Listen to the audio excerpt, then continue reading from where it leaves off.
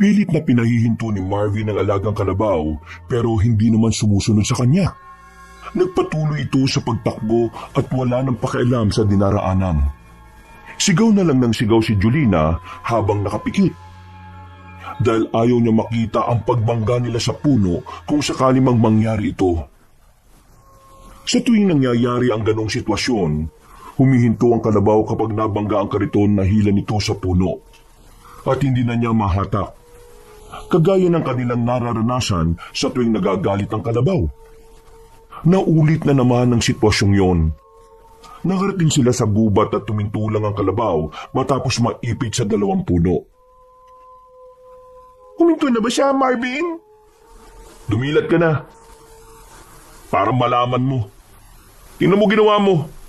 Nakarating tuloy tayo sa kakahuyan ng wala sa oras. Ang masaklap pa, mukhang mahihirapan tayong alisin si Sungay sa pagkakaipit sa 2 punong yan. Ay nako, kasalanan mo to eh. Tigas ng ulo mo. Di ka pa marunong makinig. Kailangan pa talagang maner mo sa kalagayan nating to. Mabuti nga't hindi ako nahulog eh. Dahil maikpit ang kapit ko sa Paragos. Kung nahulog ako di 2 na problema mo. Ay nako, patawarin. Oh, saan ka pupunta? Saan pa? Di aamuin ko yung kalabaw para matanggal ko siya sa pagkakaipit sa 2 puno na yan. Bumaba ka nga dyan. Tulungan mo ko. May tutulong ko dyan. Kung suwagin pa ako ng alaga mo, ang haba-haba ng sungay niyan Ikaw na lang. Yan, diyan ka magaling. Kapag problema na, di ka na makatulong. Anong gusto mo? Magsermon tayo dito? O alisin mo na lang yung kalabaw sa pagkakaipit dyan sa puno? Hindi tayo makakauwi ng maaga kapag nagsisiyempa tayo. Dalihan mo na, kumilos ka na. Yan pa nga bang ginagawa ko? Kumikilos na nga ako, di ba? Kung nga itong nakasalampag dyan sa lupa At parang naghihintay ng bulalakaw na bumagsak. Ay nako, hindi na ako sasagot at hahaba lang ang diskusyon. Tama. Magandang desisyon yan. Tumahimik ka na lang dyan. Baka kung ano pa yung mangyari kapag dumagdal ka na naman Nandito pa naman tayo sa kakahuyan. Ay, oo nga pala. Binanindigan na naman tuloy ako ng balahibo sa katawan. Dalihan mo na dyan, Marvin. Ayoko na magtagal dito sa gubat. Gusto ko na umuwi. Bilisan mo. Maghintay ka dyan, oh. Hirap na nga kami ni Sungay dito, Di ka naman nakakatulong.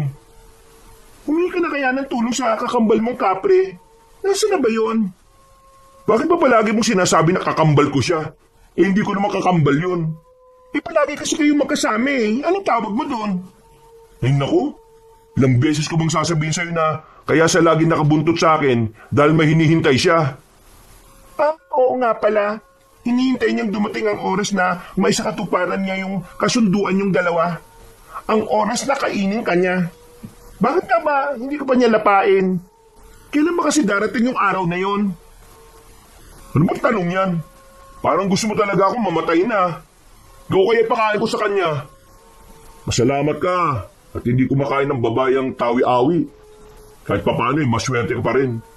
Tsaka, huwag mo na nga akong daldalin pwede. Hirap na nga kami ni Sungay dito dumadagdag ka pa O sige na, tatahimik na ako. Diyan na muna kayo. Uy, saan ka pupunta? Naiihi ako. Ano, sasama ka? Sus, huwag ka na lumayo. Baka mamaya problema na naman ang gawin mo. Oo na, dito lang ako. Bagyang lumayo si Julina sa kanyang asawa at nakubli sa likod ng malaking puno. Matapos umihi ay nakarinig siya ng mahinang ungol na parabang nahihirapan. Kumabog sa kaba ang kanyang dibdib. Pabalik-balik ang tingin niya sa asawang abot tanaw lang ang layo mula sa kanya. At sa lugar kung saan nanggagaling ang mahihinang hikbi. Putik yan. Ano ba yung naririnig ko? Parang nasa malapit lang Parang babaeng umiiyak. Bakit naman nagkaroon ng babae dito? Anong gagawin niya sa lugar na ito? Hindi kaya maligno na? Engkanto? O baka multo? Ay, litsugas! Hi, Marvin!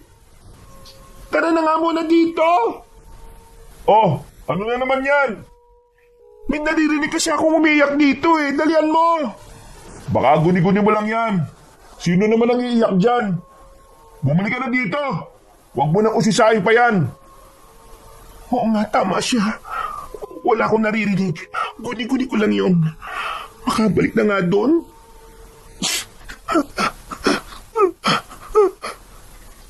Naku po, may umiiyak talaga. Hindi na guni-guni. Anong gagawin ko? Ano yun? Parang may nahulog. Malapit lang dito. Saan ba yun? Naku, kapag hindi ko tiningnan, magiging konsensya ko ito. At baka habang buhay na akong hindi makatulog. Baka babaeng nangangailangan talaga ng tulong at hindi lang makapagsalita. Mahanap na nga.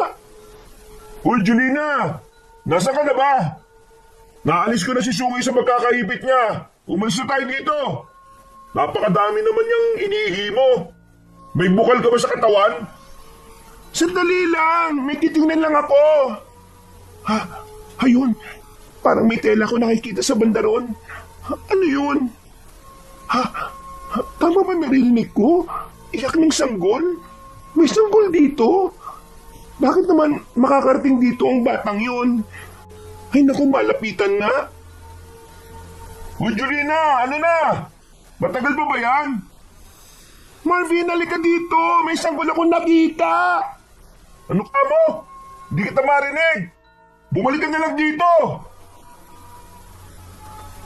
May sanggol nga. Sino walang kwentang ina naman ang nag-iwan ng anak niya dito sa kakahuyan? Napakasama niya. Ay, teka. Yung hikbi na narinig ko kanina. Hindi kaya... Nasaan yung babaeng yun? Sa malamang siya ang nanay ng batang ito. Nasaan na siya? Wala na dito sa paligid. Hala, baka doon sa bandaron. May bahaging malalim. Hindi kaya nahulog siya doon? May bakas nga roon na parang may dumaus-us ah. Hoy, Julina, ano ba? Ay, wala kang kutong lupa ka na mukhang kapre. Bakit ka pinagugulat at damuhong ka? Yan tagal mo kasi. Akala ko kinuha ka na sana ng maligno sa gubat. Kaya di ka na nakabalik. Sira ulo ka talaga, no? Balak mo talaga akong ibigay sa mga elemento? Ipalaban na kita dyan sa taw-awi mo eh. Teka sandali. Ano naman yung karga mo? Saan galing yung telang yan? Hindi to basta tela lang, Marvin. Nakabalot ito sa sanggol. Ha? Ano ka mo? Sanggol? Oo, tingnan mo. Nakita ko ng isang sanggol, Marvin. Ang batang ito ay hulog ng langit para sa atin. Siguro walang mag-aalaga sa kanya sa langit kaya iniwan nila dito sa lupa. Sinadya nilang gawin para ipaalaga sa atin. Matagal na tayong humihiling na anak, di ba? Ito na kasagutan sa mga panalangin natin. Binigyan na nila tayo ng anak. Hoy, sira ka ba? Hindi yan inihulog ng langit. Kung inihulog yan, edi lasog-lasog na yan. Isa pa, wag mong angkinin ng bata ha. Siguradong may magulang yan. Baka nandyan lang sa paligid at balikan yan maya-maya. Hindi, Marvin. Walang ibang tao dito maliban sa atin, no? Kung may magulang ito, baka iniwan niya dito. Walang sanggol na walang magulang. Paano yun may sisilang kung wala siyang ina? Mag-isip-isip ka nga. Ako ang nanay niya. Anak ko siya. Naku po, sinapian na yata ng espiritu ng balete ang asawa ko. Hoy, bumalik na nga tayo sa Paragos. Hintayin natin ang magulang ng batang yan at ibalik natin yan sa kanila. Paniguradong may maghahanap yan sa kanya. Pero kasi wag mong angkinin ang hindi sa'yo, Julina. Masaya naman ang buhay natin kahit hindi tayo biyayaan ng anak eh. Di ba, matagal na natin tinanggap yon na wala tayong anak? Pero hindi tayo mag-aampon, di ba? Ampunin na lang natin ang sanggol na ito. Babalikan nga siya ng magulang niya. Ibalik na natin yan sa kanila. Kapag hindi sila bumalik, sa atin na siya, ha? Huy, sumagot ka, Marvin. Tingnan mo ang bata, oh. Lalaki siya. Kamukha mo nga eh. Anak na natin to. Kapag hindi siya binalikan, iuwi na natin ang bata. Ha, Marvin? Basta, maghintay tayo ng ilang oras dito. Kapag walang bumalik para sa kanya, edi uuwi na tayo. Oo, uwi na tayo. Nakasama ang batang ito. Kagaya ng kanilang napagkasunduan, hinintay nilang bumalik ang magulang ng sanggol na kanilang napulot Pero mahigit 2 oras na ang lumipas ay walang dumating. Matilim na at umaalingaw-ngaw ang ingay ng mga insekto sa paligid. Mahigpit na yakap ni Julina ang sanggol at panakanak ang pinagmamasdan ng mukha nito. Umiiyak ang bata at pilit niya itong pinatatahan para hindi marinig ng mga magulang. Dahil buo na sa kanyang isipan ang pasyang ampunin ng bata. Marvin, umuwi na tayo. Wala nang darating. Hindi ka ba naaawa sa kanya? Nagugutom na yung sanggol. Kailangan pa natin bumili ng gatas at saka tsupon para sa kanya. Ay nako. Kung totoo nga hanapin siya ng mga magulang niya, kahit saan pa ito mapunta, mahahanap nila at babawiin nila to. Kapag nangyari yon, ipangako mong ibabalik natin sa kanyang batang yan ha. Mangako ka. Oo na, nangangako na ako. O sige, mabuti naman. Okay, umuwi na tayo.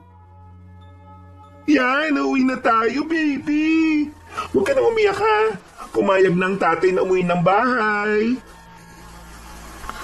Lumapad ang ngiti ni Julina nang pumayag na ang kanyang asawa. Habang pauwi ay maigpit ang kanilang panalangin na wala ng magulang ang bata para bawiin ito sa kanila. Giliw na giliw siya sa bata at mula ng sandaling yun ay itinuring na niyang tunay na anak ang sanggol. Maghahating gabi na mula nang sila ay makawi. Pero hindi nila mapatahan ang sanggol sa pag-iyak. Hindi ito nabubusog sa na mula sa sinaing na tinimplahan ng asukal na kanilang pinainom. Masyado nang malalim ang gabi Di pa rin yan tumitigil sa pag-iyak. Kakabagi na yan. Kanina ko pa nga siya isinasayaw pero ayaw tumigil. Ayaw ding matulog. Baka gutom pa siya. Hindi siguro nasisiyan sa Ay naku, paano na to? Ba hindi ko alam. Masyado ng gabi para pumunta sa bayan at bumili ng gatas niyan. Diba si Maring Agnes maraming gatas dahil kapapanganak lang niya? Ano naman? Sunduin mo nga siya. Ha? Bakit? Anong iniisip mo?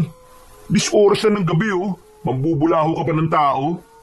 Kailangan makainom ng gatas si Jepoy Pwede siya kay Maring Agnes.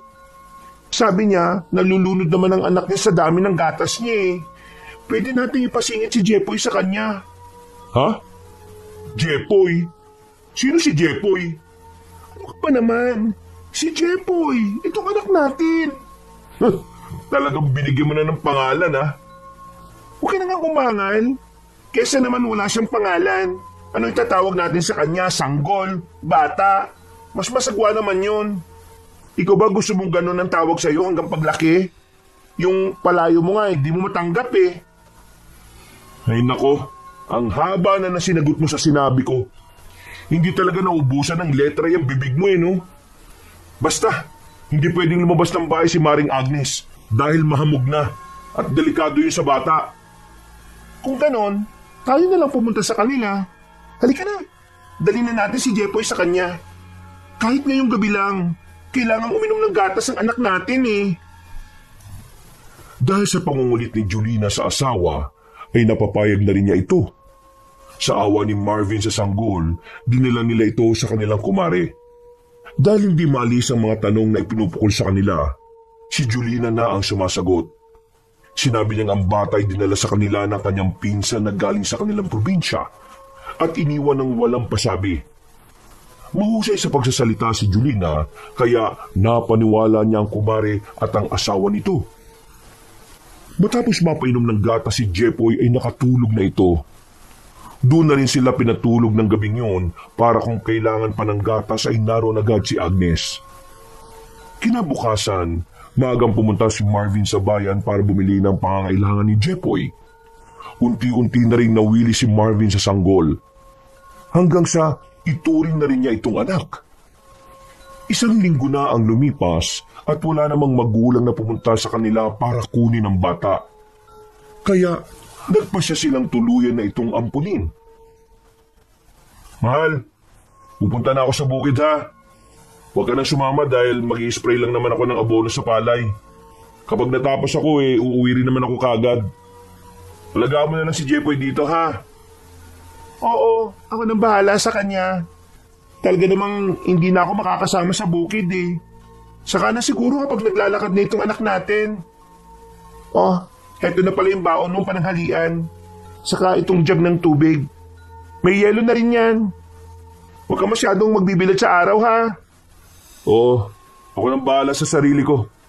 O paano? Aalis na ako at naiinip na si Sungay. Baka mamaya iwan ako ng kalabaw natin. O sige. Abay, magpaalam ka na muna dito kay Jepoy. Tingnan mo, at panayang papansin sa'yo. Ay nako, ilang buwan pa lang si Jepoy. Malay ba niyan sa ginagawa niya? Di pa naman yan nag-iisip eh.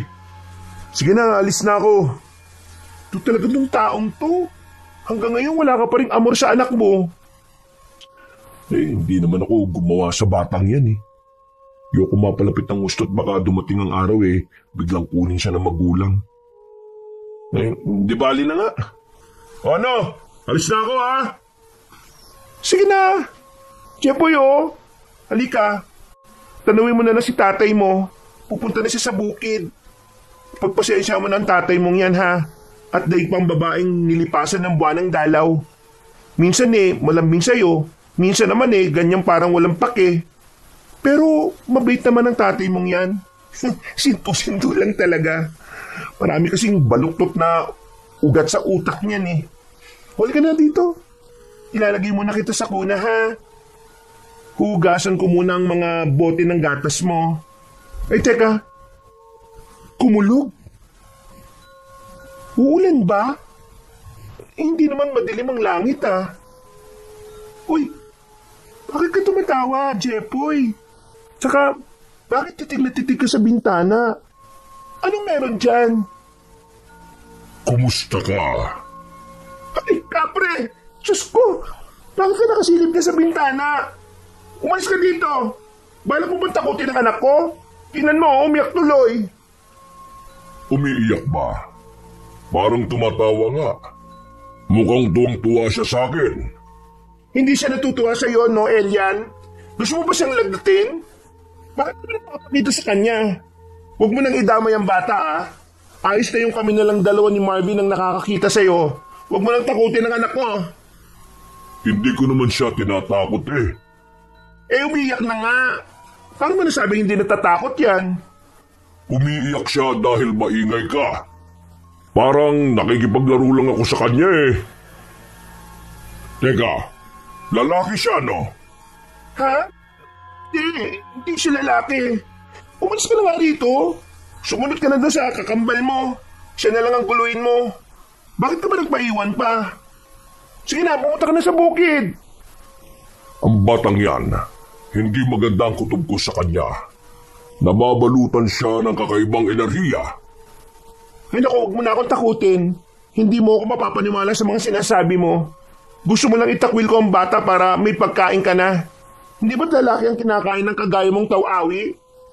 Oo nga, pero ayaw ko sa kanya. Hindi siya magandang nilalang. Ibalik niyo siya kung saan siya nararapat. O kaya, patayin niyo na lang siya. Ikakapahamak niyo ang pag-ampon sa batang yan. Hindi siya normal. Naku, nagsalita ang normal. Tingnan mo nga itsura niyong dalawa Sino sa inyo ang mukhang normal at hindi? Malaki kang nilalang. Mas mataas ka pa nga sa puno ng mangga dyan sa bakuran eh. Mahaba ang braso at bias mo. Malaki mga mata. May pangil na matutulis. Mahaba ang buhok. Hindi ka nga mabalahibo pero maitim naman ang balat mo. Nanlalait ka ba? Hindi Sinasabi ko lang ang kaibahan ng itsura niyo ni Jepoy. Ang anak ko, gwapo, mana sa akin. Hindi mo naman siya kamukha eh. Ay naku, ayaw ko na makipag-usap sa'yo. Kaya pala, kumulog kanina kasi parating ka. Umalis ka na nga dito. Ayaw na huminto sa pag-iyak ang bata eh. Baka mamaya lagnatin na ito mamayang gabi. Alis, Chupi! Binalaan lang kita sa batang yan. May dala siyang kapahamakan sa inyong mag-asawa. Talaga ba? Sa pagkakaalam ko ikaw ang nagdudulot ang kapahamakan sa amin Di ba? Kaya ka palagi nakasunod sa amin dahil sa kasunduan niyo ni Marvin na pagdating ng araw gagawin mo siyang pagkain? Oo. Dapat nga ginawa ko na yun dati pa. Kaso lang, iniligtas niya ako sa gubat ng madaganan ng natumbang puno ang paa ko. Kaya pinalawi ko ang kasunduan. At ikaw naman. Oh, anong ako? Hoy, kapring walang balahibo. Wag mo akong dadamay sa kung anong plano mo, ha? Sasamayin ka sa akin. Kapag dumating na ang araw na kakainin ko ng asawa mo, kukunin kita para gawing laruan at alipin. Ga? Nek-nek mo. Hindi mo magagawa yan sa akin, no? Ang dami-daming albularyo dito at kaya-kaya kanilang itaboy. Narinig ko na yan sa iyo dati pa. Lumapit ka na nga sa kanila pero wala naman silang nagawa. Natakot lang sila sa akin. Subukan nilang saktan ako. Gagawin ko talaga silang pagkain. Kinatatakutan ako ng mga albularyong sinasabi mo, babae. Oh, umiyak na tuloy na malakas. Anak, tana. Huwag ka matakot. Nagbibiro lang naman yung kapring yan eh. Hindi niya tayo sasaktan. Hoy, Elian! Natakot mo talaga yung bata, oh! Kailangan mo siyang batahanin. Ako? Sa akin natakot? Sa'yo siya nakatingin eh, oh. Kada titingin sa'yo, umiiyak siya. Akin na, ibigay mo sa akin ang bata. Ako magpapatahan sa kanya. Ay, hindi na pala. Wala akong tiwala sa mga kapring kumakain ng lalaking tao. Sige na, umalis ka na dito. Pagkasabi noon ay isinarado na ni Julina ang bintana. Isinayaw-sayaw niya ang sanggol para tumahan hanggang sa makatulog na ito. Dahil sa takot niya sa kapre, hindi niya inilalayo ang bata sa kanya. Kahit saan siya magpunta ay dala niya ang kuna kung saan ito natutulog. Hapon na umuwi si Marvin. May dala siyang mga gulay para sa hapunan. Kaya habang nagpapahinga ay siya naman ang nagbantay kay Jepoy. Hanggang sa may napansin siyang kakaiba sa bata. Mahal, tinan mo si Jepoy oh. Halika, bilis! Ayun, nagluluto ko dito sa kusina eh. Sandali lang. Tingnan mo kasi. Nagiging kulay-pulay yung mga mata niya oh. Ano ka mo? Kulay-pulay yung mga mata niya. Abay, patingin nga. Oh, ayan oh. Kakaiba di ba? May pagka-foreigner siguro tong batang to. Nako, oo nga. Abay, bakit nga kulay pula ang mga mata ni Jepoy?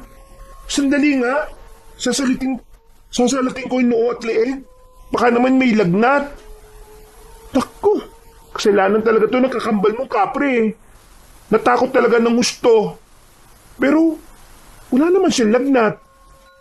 Kasing pantay lang ang init naming dalawa eh. Bakit naman naging kasalanan ni Ilian yan? Abay, nagpaiwan lang dito kanina para lang takutin yung anak mo. Umiyak kaya na umiyak si Jepoy. Mabuti nga't hindi nilagnat dahil sa takot eh. Nako, baka nakatuan lang ni Ilian yung bata. Buti nga sana kung nakatuan lang niya eh.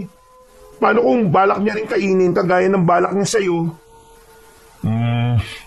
Iyaamot kakausapin ko na lang siya kapag nagpakita uli.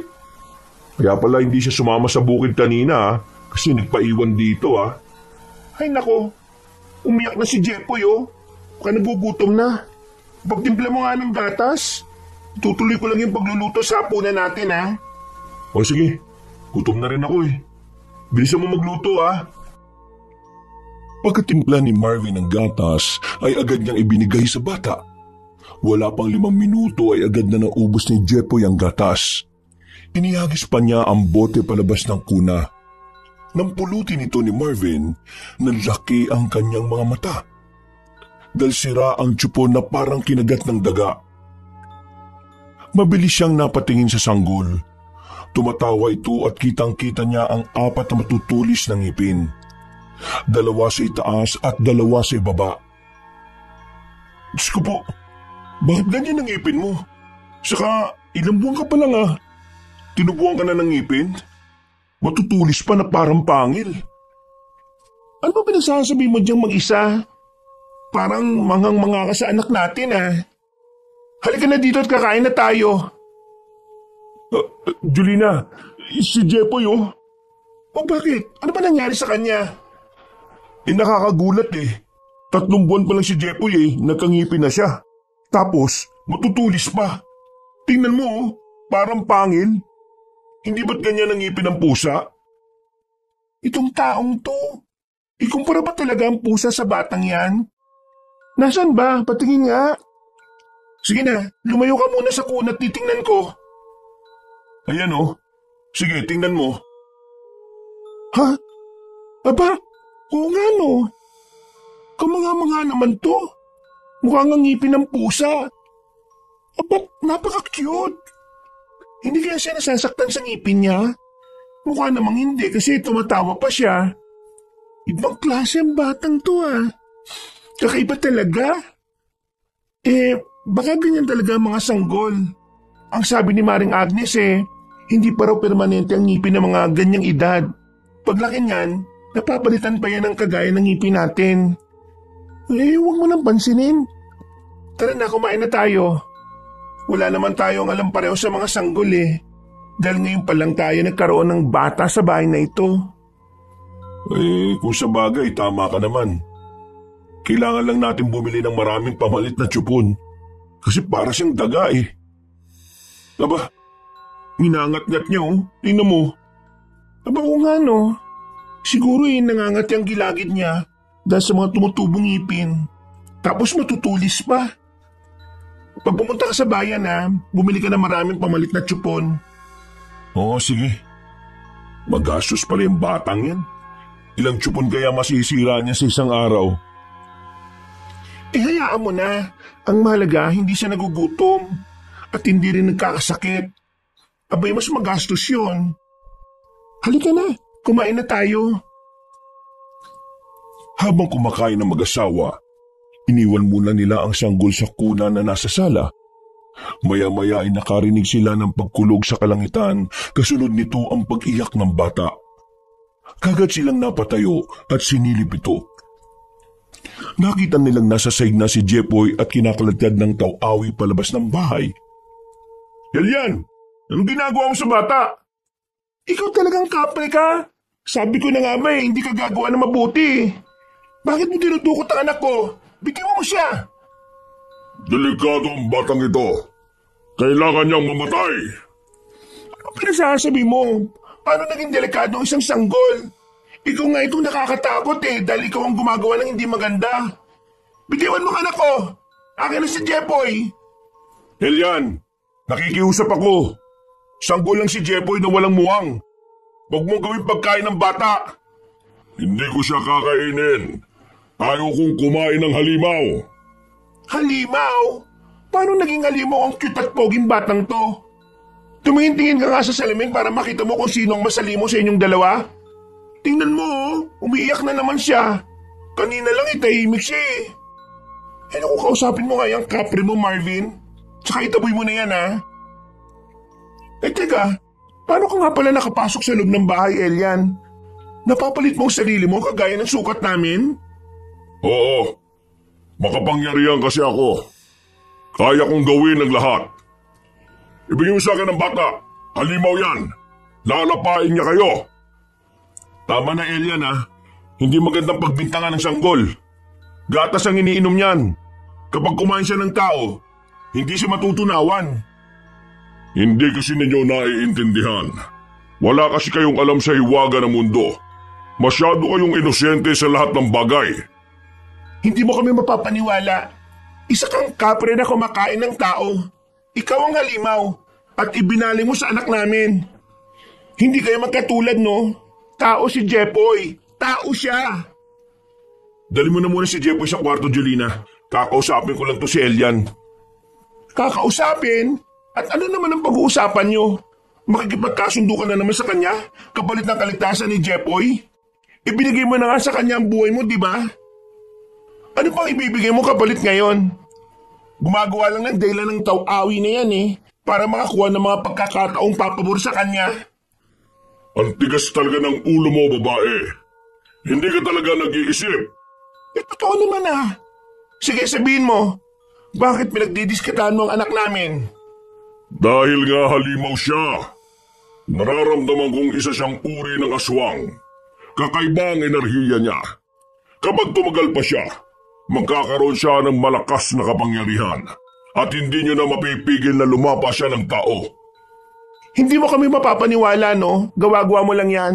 Gusto mo lang unahin kainin ng batang ito. Kung gutom ka na, payag na akong kainin mo si Marvin. Pero wag ang batang to. Di pa nga niya nakikita ang tunay na ganda ng mundo eh. Pero ang asawa ko, nasaksihan na niya. Kaya pwede mo na siyang kainin. At lumayas ka na dito sa lugar namin. Uy, mahal naman. Huwag naman ganun. At baka magbago nga ang isip niya. Imbis na kainin niya ako sa edad na 80 eh. Baka nga lapain niya ako ngayon. Di ka man naaawa sa akin? Ganun-ganun na lang akong ipamimigay? Mas nakakaawa naman kasi ang batang ito, mahal. Hindi ka man naawa sa kanya kung gawing pagkain siya ng taw-awi sa murang edad? Hindi ko nga siya kakainin. Ayaw kong kumain ng aswang. Kaya ko lang siya gustong patayin eh dahil uunahan pa niya akong kainin ang pagkain ko. Ordinaryong tao lang ang kinakain ko. Kahit na. Wala ka naman palang pakay sa bata eh. Di pabayaan mo na lang siya. Kung si Marvin ang binabantayan mo, di bantayan mo siya ng 24 oras. Pero wag mong gagalawin ang anak ko. Talagang magkakamatayan tayo.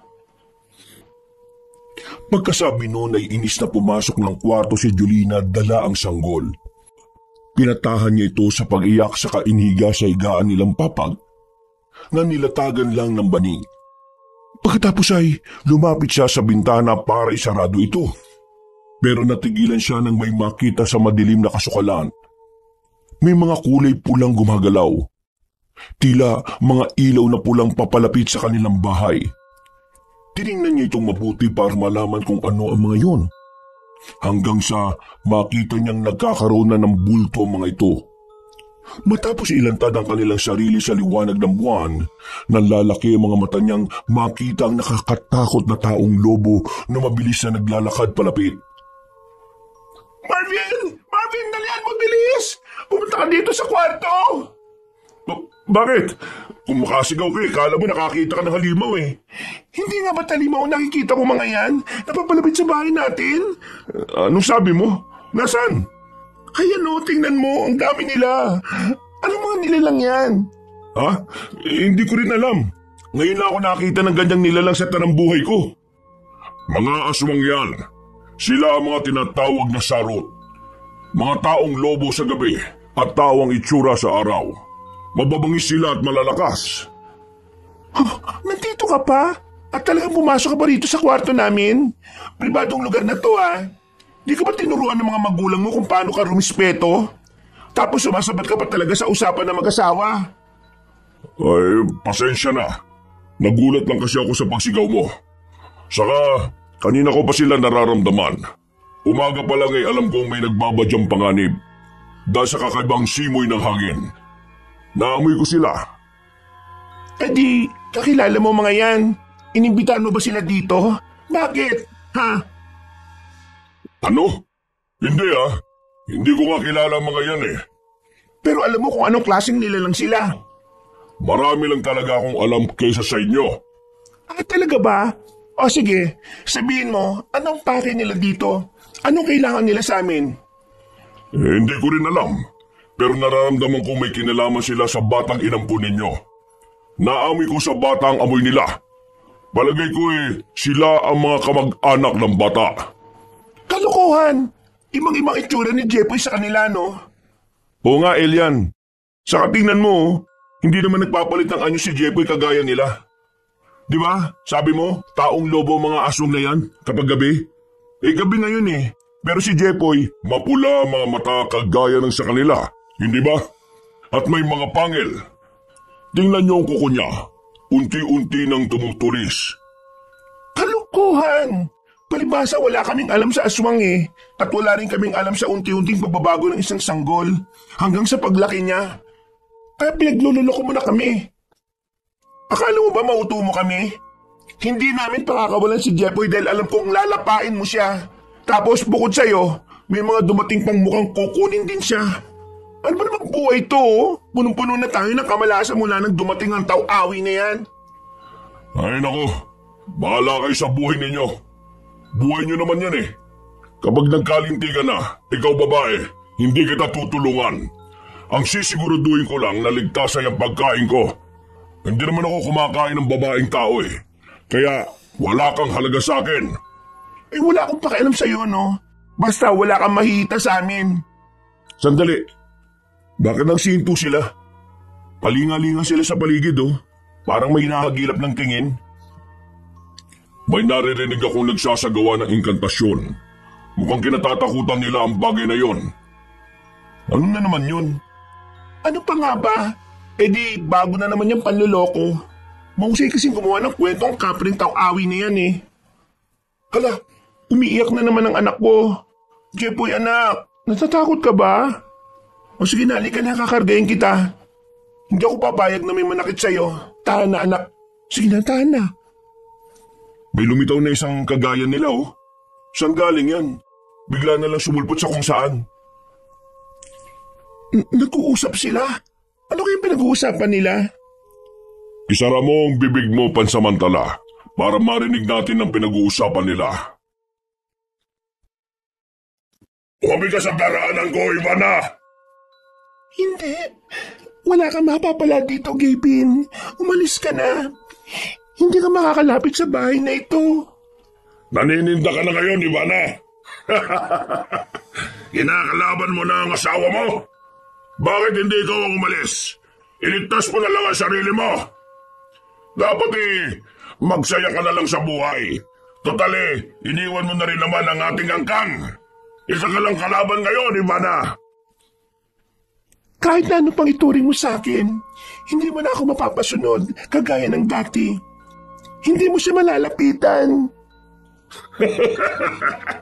Nagtatabang-tabangan ka lang eh. Hindi mo ba nakikita kung ilang kami? Kaya mo na ba kami? Kahit nga itong katabi kong payat na lalampalambay, siguradong hindi mo mapapatumba. Sige na, umalis ka na lang habang hindi pa umiinit ang ulo ko. Kahit ilan at anong ulo pang uminit, Gavin, hindi mo malalapitan ang anak ko. Hindi ko siya isusuko. Umili ka na lang ng desisyon. Yung ikapapahamak mo pa. Boba ka talaga. Mga kasama, ipauubay ako na siya sa inyo. Bahala na kayo kung anong gagawin sa kanya. Ako naman, diretso ko sa pakay natin. Kukunin ko ang bata. Hindi ka makakalapit sa kanya, Gavin. Mamamatay muna ako. Siya pala, ang babaeng Sarut. Siya ang gumagawa ng inkantasyon na naririnig ko kanina. Ano bang inkantasyon na yon? Maraming uri ng inkantasyon, pero ang sinasambit niya, proteksyon sa isang lugar o bagay para hindi malapitan ng mga kalaban. Gumawa siya ng pananggalang. Isang hindi nakikitang pader na ipinalibot sa bahay na ito. Isang pader na makulay, parang bahaghari. Talaga? Wala naman ako nakikita. Ikaw ba, Julina? May nakikita ka? Wala. Paniguradong isa na naman sa panlilin lang niya yan. Kung nakikita natin, edi paniwalang-paniwala na naman tayo. Mabuti na lang at hindi natin nakikita. Hindi nga nakikita ang pader, hindi ba? Eh bakit ikaw nakikita mo? Dahil hindi naman ako tao. Hala, naglalaban na sila. Pinagtutulungan nila yung babae. Kawawa naman. Paano natin siya matutulungan? Sabay-sabay nilang inaatake yung babae, oh. Sandali! Hoy, saan ka pupunta? Basta babae tutulungan mo, Marvin. Wala ka talagang pinipiling lugar, ah. Hindi naman sa ganon. Ano lang kasi, kawawa naman siya. O sige, magpalusot ka pa. Nagkakaganyan ka mula nang nakakasama mo nitong kapring walang balahibong yan. Bakit hindi na lang siya tumulong sa kanya? Total, pare-pareho naman silang halimaw. Ay, teka, nasaan na siya? Bigla na lang nawala yung kapre. Tingnan mo, kapag ganito ang sitwasyon, tumatakas siya. Natatanda mo ba yung nagwala si Sungay at dapat ba tayo sa gubat? Hindi mo lang niya tayo tinulungan? Tapos ngayon, umalis na naman. Ay nako, wala talagang kwenta yung kapring yon. Isarado mo nga yung mabuti yung mga pinto at bintana. Baka mamaya pumasok sila dito, tapos kumuha ka na rin ng panlaban. Anong panlaban naman? Wala naman tayong alam sa kanila. At saka, Kahit anong panlaban ang kunin ko, kapag nakapasok sila, hindi natin sila kaya. Ang dami nila oh. Ay naku, umayos ka lang Marvin. Ngayon ka pa talaga naduduwag. Tingnan mo tuhod mo, ang lakas ng panginginig. Ay nako, kargayin mo nga itong anak mo at akong kukuha ng itak sa kusina. Sandali. Ano na naman? May malaking anino sa labas oh. Anino? Ano anino ba sinasabi mo? Aba, teka, oo nga no. Kilala kong aninong yan. Si Elian yan. Nagpakita siya sa mga aswang. Naku po, umibang malakas na hangin. Nilipad ang mga sarot palayo. Isarado ang pinto, Marvin, para hindi pumasok ang alikabok dito. Oo, isasarado ko na. Umalingaw-ngaw ang mga atungal sa labas ng bahay, kasabay ng malakas na hangin na gawa ng taw-awi. Tahimik lang silang nakinig at nakiramdam. Hanggang sa tumahimik na ang paligid. Matapos ang ilang minuto, nakarinig sila ng mga katok sa pinto.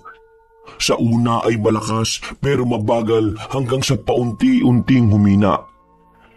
Nasasabayan din ito ng mahinang pagtawag ng tulong mula sa isang babae. Naririnig mo ba yon? Hindi naman ako bingi, no? Kaboses niya yung ungol na narinig ko sa gubat dati. Baka yung babaeng lobo yon. Baka kailangan niya ng tulong. Basta babae talaga, Marvin. Hindi ka man lang nag-iisip na baka sakmaling ka niyan? Sa boses niyang nanghihina na ganyan, may lakas pa kaya siyang manakit? O sige, ipagtanggol mo pa. Kung gusto mo mamatay ng maaga, edi buksan mo yung pinto at sakloloan mo. Ano? Di ka na kumilos yan. Paano ako kikilos pinagdidilatan mo ko? Ha? Ano yun? Parang niyuyugig ang pinto natin. Bilis! Lumabas na tayo dito sa kwarto. Kumuha ka ng panghampas. Mukhang atakin tayo ng halimaw na yan. Nagpupumilit siyang pumasok Tingnan mo nga Yan ba ang tutulungan mo? Malakas pa sa kabayo kung kalampagin ang pinto natin. Ha? Ano ba tinatayo-tayo mo dyan? Kumuha ka ng panghampas sa kanya. Masisira na niya yung pinto. Nakanganga ka pa talaga. Kung may langaw ngayon, isang batalyon ang pumasok dyan sa bibig mo dahil sa laki ng awang. Dali na! Oo, ito na nga. Papunta na ako sa kusina. Hala! Nabuksan na ang pinto! Ang kubad mo kasi! Teka! Elian, ikaw?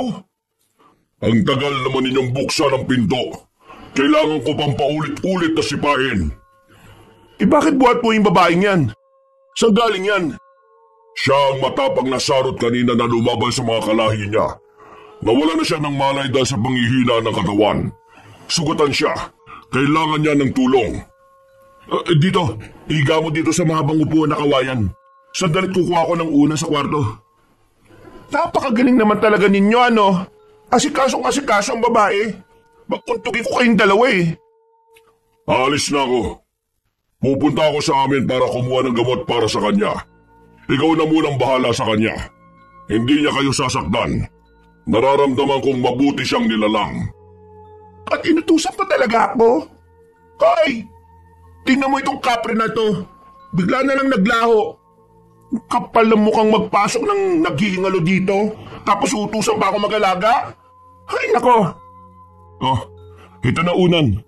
Oh, Elian, ito na unan. Oh, nasaan ka? Akin ang unan. Ha? Nasaan si Elian? Binalayas ko na. Akin na nga yung unan na yan. Ano naman ang gagawin mo sa unan? Ganito ihahampas ko sa'yo. Nagkukumaw ka pa talaga sa pag-aasikaso sa kanya? Rico naman. Ano ka ba naman? Sugatan yung tao Hindi tao yan, halimaw yan. Aso nga sabi ni Taw-awi na yun, di ba? Ano nga klaseng aso yung sinabi niya? Sarot? O tingnan mo, pati yun natanda mo talaga. Pero ang birthday ko, lumipas na lang, hindi mo naalala. Hinayupak ka. Halika dito, bubukulan ko yung ulo mo sa ibaba. Tama na. Masakit na nga ulo ko sa kakahampas mo ng unan Saka tingnan mo si Jepoy Baka mabitiwan mo. Umiiyak na rin sa kakasigaw mo O sige na, kunin mo tong bata.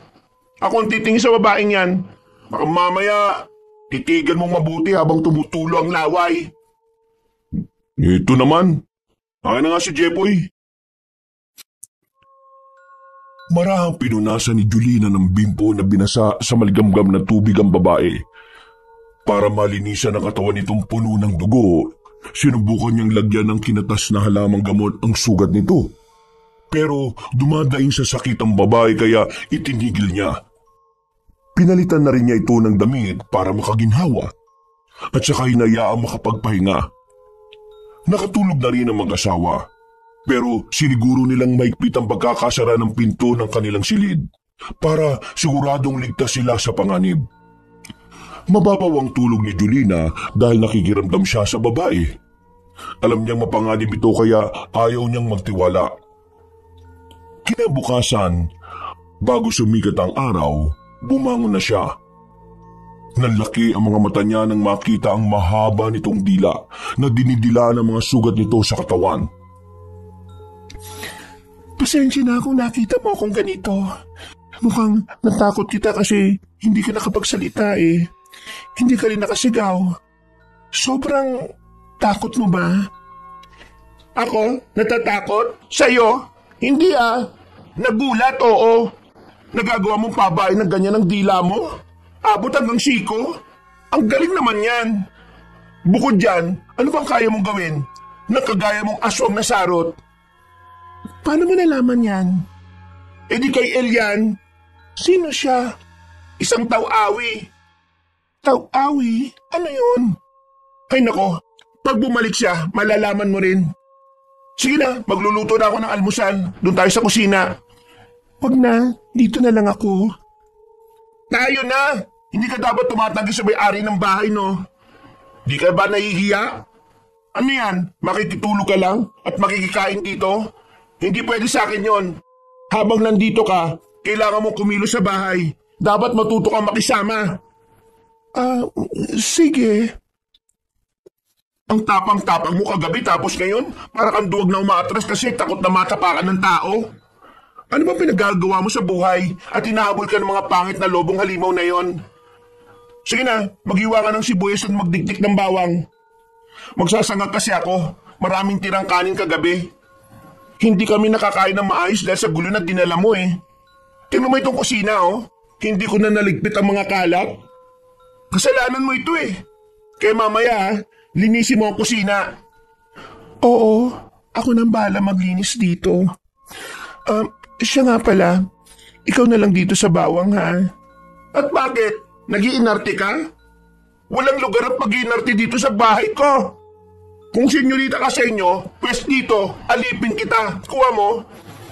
Hindi naman sa nag-iinarte ako kaso nakakamatay sa kagaya ko ang bawang eh. Talaga? Eh di kapag pinaluno ko sa iyo ang isang ulo ng bawang, mamamatay ka na? Oo, tama. Mamamatay ka nga. Kasi ang laki nito eh. Tsak mabubulunan ka. Huwag mong ilapit sa akin, pakiusap. May panakot na ako sa iyo. Kung ganon, takot pala mga aswang sa bawang? Hindi mo alam? Itatanong ko ba kung alam ko? Ang boba mo ha? Kakaiba ka. Paano kakaiba? Ang mga tao, takot sa aswang kaya pinapatay kami. Bakit ikaw parang wala kang alam? Eh wala talaga kaming alam sa mga kagaya niyong halimaw. Walang nagsasabi sa amin na nabubuhay kayo. Hindi rin kami nakikipagkwentuhan sa mga taong walang magawa sa buhay. Kaya pala. Teka, may iba ko. Taga saan ka? Bakit kayo sumugo dito sa bahay namin kagabi? Nagkataon lang ba na dito kayo nagkapanagpo? Pero hindi eh. May pinag-uusapan kayong bata kagabi. Ano yon? Ha? Ano kasi? Sasagot ka ba ng tapat o lululukin mo itong bawang? Ako ang ina ng batang pinulot mo. Anong sinabi mo? Tumigil ka nga. Marami ang pwedeng mang-angkin sa batang yan. Pero anak siya ng pinsan ko at iniwan sa akin. Kaya paano mo nasabing anak mo si Jepoy? Jepoy? Jepoy ang ibinigay mong pangalan niya. Huwag mong iniiba ang usapan. Sa gupat, tumatakas kaming mag-ina. Pero hinahabol kami ng tate niya kasama ang mga kalalakihan sa kanilang angkan. Lumaban ako pero malalakas sila. Sugatan ako at nang hindi ko na kayang itakbo ang bata, Iniwan ko siya saglit sa tabi ng isang puno. Tapos, nagpahabol ako para iligaw sila. Nang babalikan ko na siya, hindi na kinaya ng katawan ko. Pero, dinig na dinig ko ang boses ng mag-asawang kumuha sa kanya. Hindi lang ako makapagsalita noon. Tuluyan na akong dumaus-us pababa sa bangin. Na makabawi ako ng lakas at gumaling, hinanap ko kayo kung saan-saan. Kung alam mo na mapanganib o nanganganib si Jepoy, bakit mo siya hinanap? Dapat pinabayaan mo na lang siya sa amin dahil hindi na namin siya pababayaan. Bakit nagpakita ka pa? Ilang araw na ako nagmamasid sa inyo. Hindi ko kayo ginugulo. Mula sa malayo nagbabantay lang ako. Ayaw ko na rin siyang guluhin sana pero nasa panganib ang anak ko. Hinahanap siya ng kanyang ama, si Gavin, para patayin siya. Ano? Bakit niya yung gagawin sa anak niya? Sira na ba ang tuktok niya? Kung sa bagay, kagabi nang makita ko siya wala siyang tuktok. Patag ang ulo niya. Siya yung maangas, hindi ba? Oo, siya nga. Oh, bakit nga niya papatay ng anak niya? Dahil sa isang hula. Merong manghuhula sa tribo namin. Pinapaniwalaan siya ng lahat. Pagkasilang pa lang ng anak ko, sinabi na niyang siya ang magtatakda ng pagkaubos ng lahi namin. Dahil doon, ipinag-utos sa mga nakatatanda na patayin ng bata. Kaya kayo tumatas. 100 kalahating ogag naman pala sila para maniwala sa hula. Kaya nga hula kasi hindi alam ang totoo. Lahat ng hula niya ay nakakatotoo. Nakikita niya ang hinaharap ng bawat isa sa amin. Naniniwala ka sa hula niya? Kung pagbabasihan ng mga nangyayari sa nakaraan sa aming tribo, oo. Pero ngayon, ang kailangan kong gawin ay panatilihing ligtas ang anak ko. Paano mo naman siya ililigtas sa kanila? Kung may ganun na palang balak, dapat ay umalis na pala kami dito. Aayain ko si Marvin na umuwi muna kami sa ate ko sa Romblon. Kahit saan pa kayo pumunta, masusundan nila kayo. Mga aswang kami. Kaya naming mag-anyong hayop. At kapag nasa ganong anyo kami, mas malakas ang aming kakayahan. Wala pala kaming takas kung ganon. Di, wala ka nang ibang magagawa kung hindi ang labanan sila. Hayaan mo, ipagdarasal kita. Salamat. Salamat din sa pag-aalaga mo sa anak ko. Ano nga palang pangalan mo? Oo nga pala. Ako si Julina. Ako naman si Ivana. Nadinig ko nga kagabi. Ilang beses ba namang pinagsisigawan ng pangalan mo? Medyo narindi na nga ako dun Tapos mo na ba yung pinapahiwa ko? Oo nga pala. Pasensya na. Heto. Matapos silang makapag-almusal, saka naman dumating si Elian dala ang gamot para kay Ivana. Namangha ang babaeng aswang nang malamang mas mabisa ang gamot na yon kaysa sa kanyang laway. Dahil mabilis na natuyo ang kanyang mga sugat. Sa buong araw, nasa bahay lang sila at nag-iisip kung ano ang gagawin. Kung sakaling bumalik uli ang mga aswang. Inamin ni Ivana na ang engkantasyon niyang pananggalang ay meron ding hangganan. Habang nag-iisip sila, ay nagkaroon naman ng pagkakataon si Ivana na makapiling ang kanyang anak. Tuwang-tuwa siya dahil nayayakap at nahahagkan niya ito. Hanggang gabi ay siya ang nag-alaga dito. Dahilan para makaramdam naman ng inis at selo si Julina. Pero hindi niya mabawalan ng babae na makasama ang anak nito. Habang pinagmamasdan ni Ivana ang bata, nakarinig siya ng boses na umuusal ng orasyon para sa isang ritual. Ano yun? Ang alin? Ang galing mo talaga, Marlin? Nakasagot ka kaagad Halika nga rito. Tatapisan ko lang yung tenga mo nang hindi ka na makarinig. Aray ko, mahal. Bitiwan mo naman yung pagpingot sa tenga ko. Aray! Baka mamaya mapigtas yun Ang sakit-sakit na Ngayon tinatawag mo na akong mahal. Di ba pangalan lang naman ang madalas mong itawag sa akin? Sorry na nga, kahit wala naman akong ginagawa. Talaga? Wala ba talaga, ha? Naririnig niyo rin ba ang boses na yon? May kung sinong nagsasagawa ng ritual sa labas. Naririnig ko rin. Ano ka mo, Kapre? Sus ko, mababaliw na yata ako. Nasa loob ng bahay ko mga kakaibang nilalang na kung ano-ano mga sinasabi. Paniguradong kapamakan na naman ang dala ng mga yan eh. Hindi maganda ang kutob ko sa nangyayaring ito. Ang orasyon na binabanggit nila ay... Natigilan ang babae sa pagsasalita nang biglang umiyak ang bata. Napatingin silang lahat kay Jepoy. Dahil sa pag-akala ni Julina na nasasaktan ito sa paghawak ni Ivana, mabilis siyang inagawang sanggol. Anong ginagawa mo sa anak ko? Kinukurot mo ba siya, ha? Kinukurot mo? Ang sama mong ina? Mapanakit ka? Wala akong ginagawa sa kanya. At talaga ba? Bakit umiyak?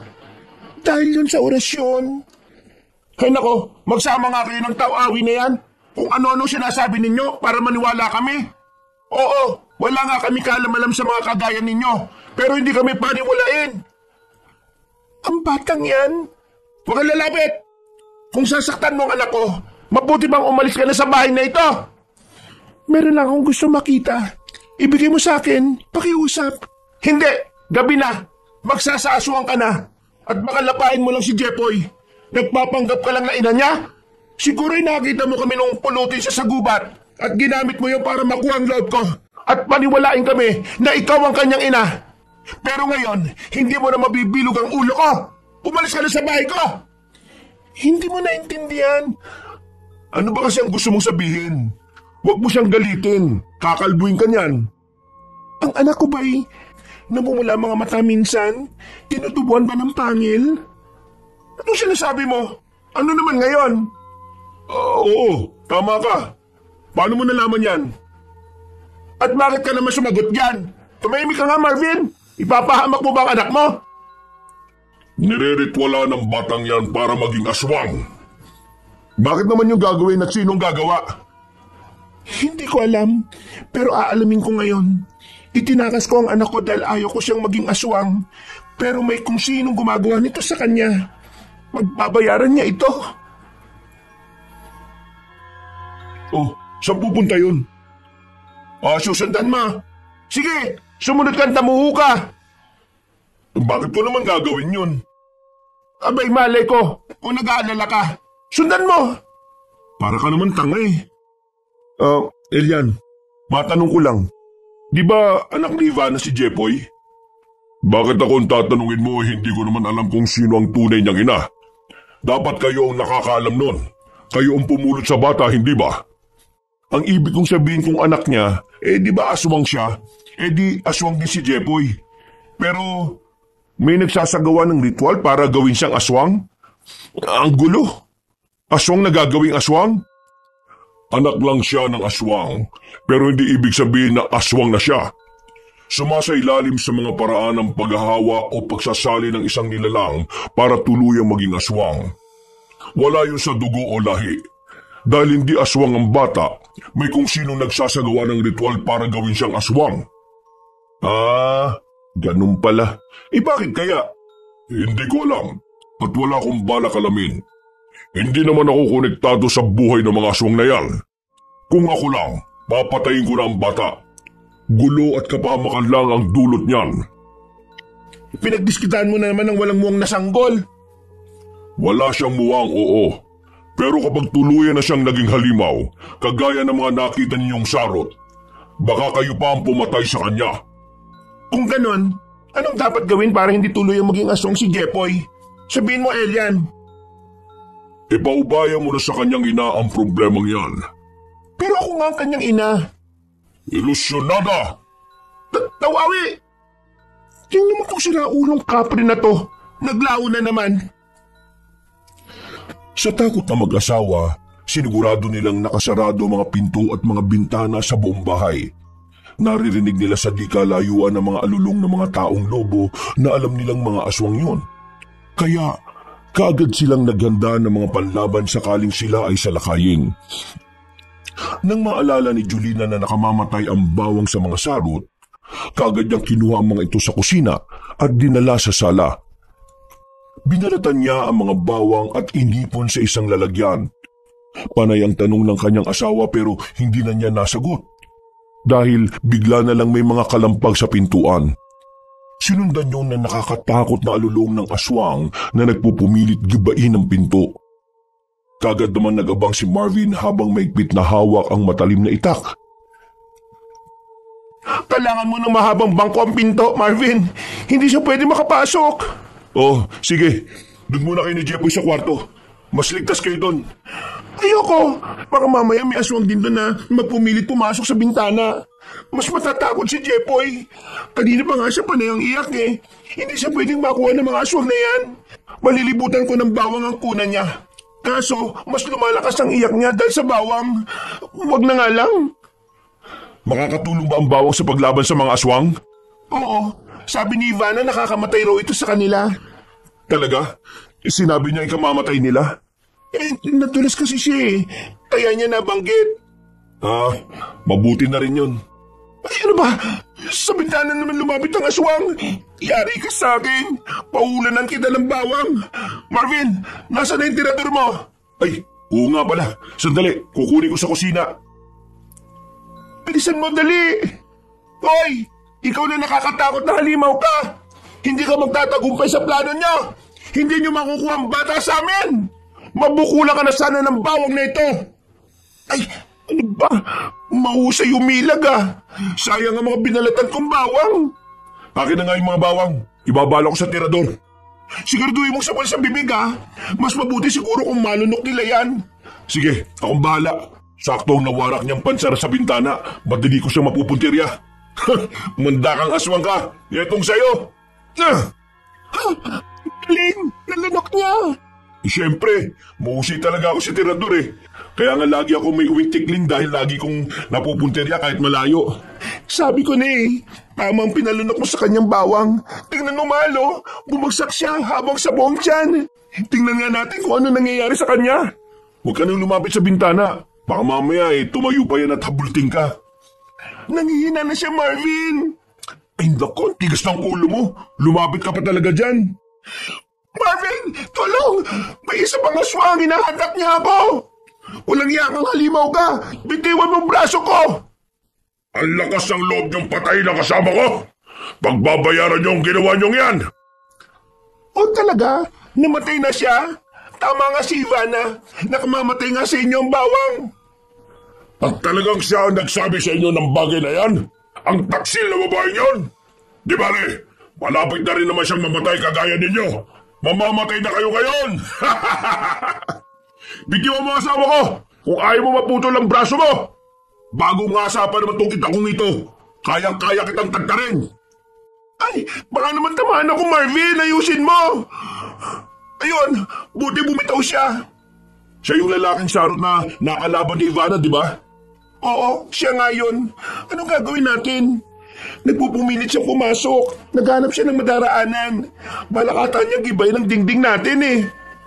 Ano pa daw ang pwedeng panlaban sa kanila? May sinabi pa ba si Ivana? Wala ni. Sige, kukuha na lang ako sa kusina. Ano naman ang kukunin mo doon? Kahit ano. Yung bawang nga nakakamatay sa kanila eh. Baka lahat ng ginagamit sa kusina nakakamatay sa kanila. Subukan natin lahat. Naku, mauubusan tayo ng sangkap sa pagluto. Di bali na. Kaysa naman mamatay tayo. Oh, ano yung dala mo? Bakit nang banga ng asin? Ang layo-layo ng palengke dito sa atin ha. Kaya nga nag-iimbak tayo ng maraming asin eh. Tapos uubusin mo sa kanila? Sayang yan kung hindi naman tatalab. Subukan lang natin. Mas madali kasi itong ihagi sa labas eh. Nasaan na yung asong na yun? Ayun! Patay na yung asong na nakabulagta sa lupa oh. Subukan kong hagisan ng asin. Siguro naman i-epekto pa rin kahit patay na siya. Ewan ko sa'yo, magsasayang ka lang. Kaya nga susubukan sa kanya eh. Kapag hindi ubra, di huwag na gamitin. Patay na yan eh, paano pa mamamatay sa asin?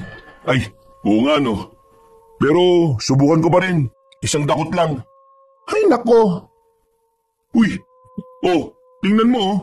Gumana nga sa kanya. Tinamaan ko yung braso niya oh. Nagsatao na kasi yung aswang eh. Nalapnos yung balat niya. Kapag pala patay na sila, bumabalik sila sa anyong tao. Kapag ko, siguro nga. Kasi nga di ba, patay na siya at nagsatao na. Di oo. Ay teka, kung gumagana nga yung asin, isaboy mo na doon sa isa pang aswang. Nasaan na ba yun? Nasa kusina siya. Kinakalambag ang pinto doon. Sandali, diyan ka lang ha. Ako na bahala doon. Angas ha? Di ka na naduduwag? Nagkaroon ka lang ng bagong panlaban eh, tumapang ka na. Habang nakikipaglaban si Marvin sa aswang, naibaling naman ni Julina ang kanyang tingin kay Jepoy. Natigilan siya nang makitang nagkaroon na naman ng pagbabago sa itsura ng bata. Halos hindi na niya ito malapitan dahil sa nakakatakot na itsura nito. Marvin! Marvin, si Jepoy! Ano? Bakit? Ano nangyari kay Jepoy? Tingnan mo ang itsura niya! Pumarito ka, bilis! Teka, ano ba nangyari? Huh? Si Jepoy ba yan? Oo, pero mukhang hindi na, di ba? Bakit nagkaganyan na itsura niya? Masubaba na yung pangil niya. Nandilisik na siya kung tumingin. At ang katawan niya, tinubuan ng mga balahibo. Anong nangyayari sa kanya? Hindi ko alam. Nakita ko na lang siyang ganyan eh. Kaya pala kanina pa siya iyak ng iyak. Mukhang nagsasaasok na siya, Marvin. Anong gagawin natin? Natatakot ako lapitan siya, baka sakmalin ako. Oo, huwag natin siyang lapitan. Delikado. Pero umiiyak siya. Nasaan na ba yung nanay niya? Ngayon pa talaga siya wala kung kailan siya kailangan ng anak niya. Wala naman tayong alam sa mga aswang na yan. Hindi pa ba siya babalik? Yan. Kanina nandito yung nanay niya, sinasabi mong hindi siya yung nanay at ikaw. Ngayong nagsaaswang na yung batang yan eh. Ngayon hindi mo na anak. Sandali, sabuyan ko kaya ng asin. Tanga ka ba? Gusto mong mamatay yan? Baka hindi naman. Baka bumalik lang siya sa dati. Huwag mo nang galawin. Hindi naman siya sumusugod eh. Hintayin na lang natin bumalik si Ivana. Aantayin ba natin na sumugod siya bago tayo kumilos? Narinig mo ba sinasabi mo, Marvin? Bata lang si Jepoy.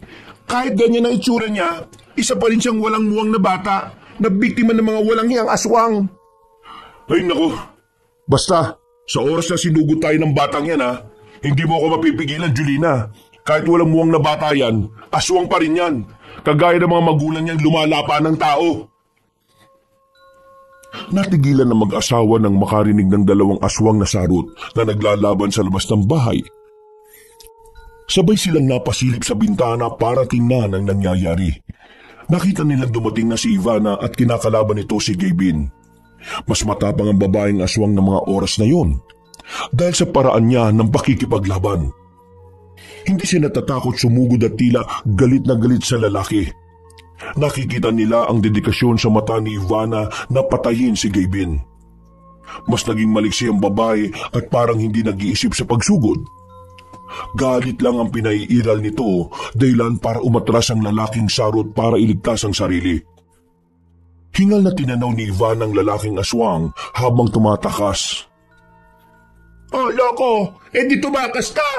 Wala talaga kayong sinabi mga lalaki kapag nagalit ang mga babae, no? Talaga namang halimaw kayo kung magalit eh. Oh, nandiyan na siya. Papunta siya sa pintuan. Dali, pagbuksan mo. Oh, bakit ako? O ngayon ayaw mo nang lapitan. Kasi nasaan yung aswang. Pero kapag nasaan yung tao gusto mo. Kasi maganda siya. Ay nako, gumawa ka na naman kagagalit mo. Kita mo bang aswang ang itsura niya ngayon? Kita mo namang aswang ang itsura niya ngayon, di ba? Mamaya papasukin natin yan baka lapain tayo. Ang aswang ba kapag nasa halimaw na anyo, hindi na marunong mag-isip? Abay malay ko, hindi ako aswang ha. Huwag mo akong tinatanong. Nakita mong nilabanan niya ang aswang kanina na sumusugod sa atin. Ibig sabihin, kagaya pa rin natin sila kung mag-isip. Dali na, buksan mo na yung pinto. Aray, oo na. Kailangan pa bang mambatok? Ang hilig-hilig mo manakit. Oh, Ivana, sige na, pasok ka na. Kumusta ba lalakad mo? Aray, sabi ko buksan mo lang ang pinto. Bakit may kumustahan pa? Anong gusto mong bati ang gawin ko sa kanya? Bakit mo ako'y nagisa ng unan? Ang tigas pa naman ang unan natin. Dahil ang laman yan mga gamit na pinaglumaan. Sakit nun ha? Para matauhan ka. Galing-galing mo talaga mambola. Pasensya na kayo kung ngayon ako nakabalik. Inatake pala kayo ni Gabin. Mabutit hindi kayo nasaktan. Kasalanan mo lahat lang ito Kung hindi ka dumating, tahimik sana ang buhay namin. Ngayon pakiramdam ko, bawat oras nasa bingit kami ng kamatayan. Saka isa pa itong anak mo, nagsasaswang na rin. Tingnan mo yung tsura niya, oh. Kamukha mo na. Kamukha ko na? Aba, oo nga. Kahit saang anggulo'y kamukha ko na siya. Napakagwapong bata. Hindi yan ang ibig kong sabihin. Hindi mo ba nakikita? Mabalahibo na. Ay, teka. Bumalik na siya sa normal na bata. Kanina lang mukha siyang aswang eh. Hindi ako nagbibiro ha, seryoso ako. Alam ko. Pero mukhang hindi ka naniniwala eh.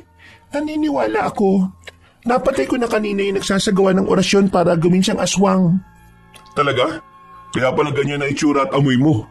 Para kang nalublob sa isang drum na puno ng dugo eh. Sino pala yung gumagawa nun? Nakilala mo ba? Oo, yung manghuhula sa tribo namin. Nilansin niya kami. Pinaniwala niya kami sa mga maling hula. At para maisa katuparan ng lahat, niriritualan niya ang anak ko tuwing gabi para maging aswang na kagaya namin. Napakasama naman niya. Bakit daw niya yung ginagawa? Para mapatay ang lahat. Balak niyang papaniwalain kaming lahat na isang malakas na aswang si Jepoy na tatapos sa aming lahi. Kapag nangyari yon, mauubos na kami. Plinano niyang lahat para sa pag-iiganti. Pag-iiganti? Sinong ipag-iiganti niya? Si Lurka hindi purong sarot na kagaya naming pinamamanahan ng binhi. Ang mga magulang niya ay niyanggaw lang at para mabuhay, sumama sila sa aming lahi. Tapos ang sabi niya, sapilitan lang sang niyanggaw na mga nakatatanda sa tribo na sa kakayahan niyang makakita sa hinaharap. Hindi na nakakapagtaka ang ginawa niya. May pinagugutan naman pala eh. Kayo talaga mga babae, kahit mali na, nagagawa pa rin ilusot. Ano na naman ay pinupunto mo? Narinig mo naman ang kwento niya, di ba? Oo na. Ayaw ko na makipagtalo. Siya nga pala, Ivana. Kung natalo mo na ang luka-luka. Lurka. Lurka ang pangalan niya, hindi luka-luka. Basta talaga babae, matandain ka no? Hay nako. Anong gusto mong sabihin? Kung napatay mo na siya, edi tapos na ang paghihirap namin. Hindi na ba kami sasalakayin ng mga kalahi mo? Alam na nilang nabilog lang sila ng luka-lukang yon? Hindi. Sa katunayan, nakapagtanim si Lurka ng galit sa puso nila. Lalo niyang napatindi ang paniniwala nila. Ngayong napatay ko na si Lurka, mas nanganganib ang buhay natin. Kapag nalaman nilang wala na siya, titindi ang galit nila. Parang babaylan na ang turing nila kay Lurka. Ipaghiganti nila ang pagkamatay niya. Ha? Kung ganun dapat na ba nating tanggapin ang kamatayan natin? Magbibitin na lang siguro ko o kaya iinom ng lason para hindi ko maramdaman ang pagsakmal nila sa leg ko. Kakainin nila ako ng buhay? Ayoko! Hindi ako papayag! Baka naman may paraan pa. Paano ba sila matatalo? Anong dapat natin gawin para lubayanan niya tayo? Si Jepoy na lang naman ang gusto nila, di ba? Kapag nalaman nilang aswang na ang batang yan, lalo sila magagalit. Si Jepoy lang ang gusto nila eh. Ibigay na lang natin ang bata sa kanila para matapos na to. Sira ulo ka ba? Bakit ganyan ka mag-isip? Isasakripisyo mo ang bata para lang sa kaligtasan mo? Ibuhay natin na nakataya dito, Julina. Kung nakinig ka lang sa akin na huwag iuwi ang batang yan, wala sana tayo sa ganitong kalagayan ngayon. Tapos ngayon sasabihin mo ayaw mo mamatay. Nung sinabi kong solusyon ayaw mo rin. Ay nako, ang gulo mo. Sinisisi mo ako? Sana. Pero palagi ka namang tama, di ba? Pero ngayon, makinig ka naman sa akin. Baka wala mo ng batang yan. Pasensya na kayo sa gulong dinala namin mag-ina sa buhay ninyo. Nagpapasalamat ako ng sobra sa pag-alaga niyo sa anak ko. Pero tama si Marvin. Oh, nakita mo na. Buti siya, naintindihan ako O di magsama kayo. Di kayo na. Sige, magtulungan niyo ako. Kailangan kong ilayo ang anak ko sa inyo. Ayaw kong dahil sa amin ay mapahamak pa kayong mag-asawa. Pasensya na talaga kayo. Sa tingin mo ba ligtas kami kapag umalis kayo? Ang mga suwag di ba pagkain ng tingin sa aming mga tao? Hindi ka pwedeng umalis dito. Oh, bakit mo naman siya binabawalan, mahal? Aalis na nga sila Aatakin pa rin tayo ng mga halimaw na yon kahit wala na sila. Kapag nangyari yon, paano natin sila lalabanan? Wala tayong alam sa mga aswang. Pero kung mananatili siya dito, gagawin natin siyang pananggalang. Hanggat nandito siya sa poder natin, wala siyang magagawa kundi ang ipagtanggol tayo. Marami siyang alam sa mga kauri niya eh. Alam niya kung paano sila talunin. Kaya hindi ka pwedeng umalis, Ivana. Dito ka lang. Wala rin akong lakas para labanan sila. Masyado silang marami. Pasensya na. Di lumabas din ang tunay mong plano. Tatakas ka, iiwan mo kami dito at kukunin mo yung bata. Hayaan mo kaming lapain ng mga kauri mo. Hindi pwede yan. Marvin, kumuha ka ng lubid. Ano?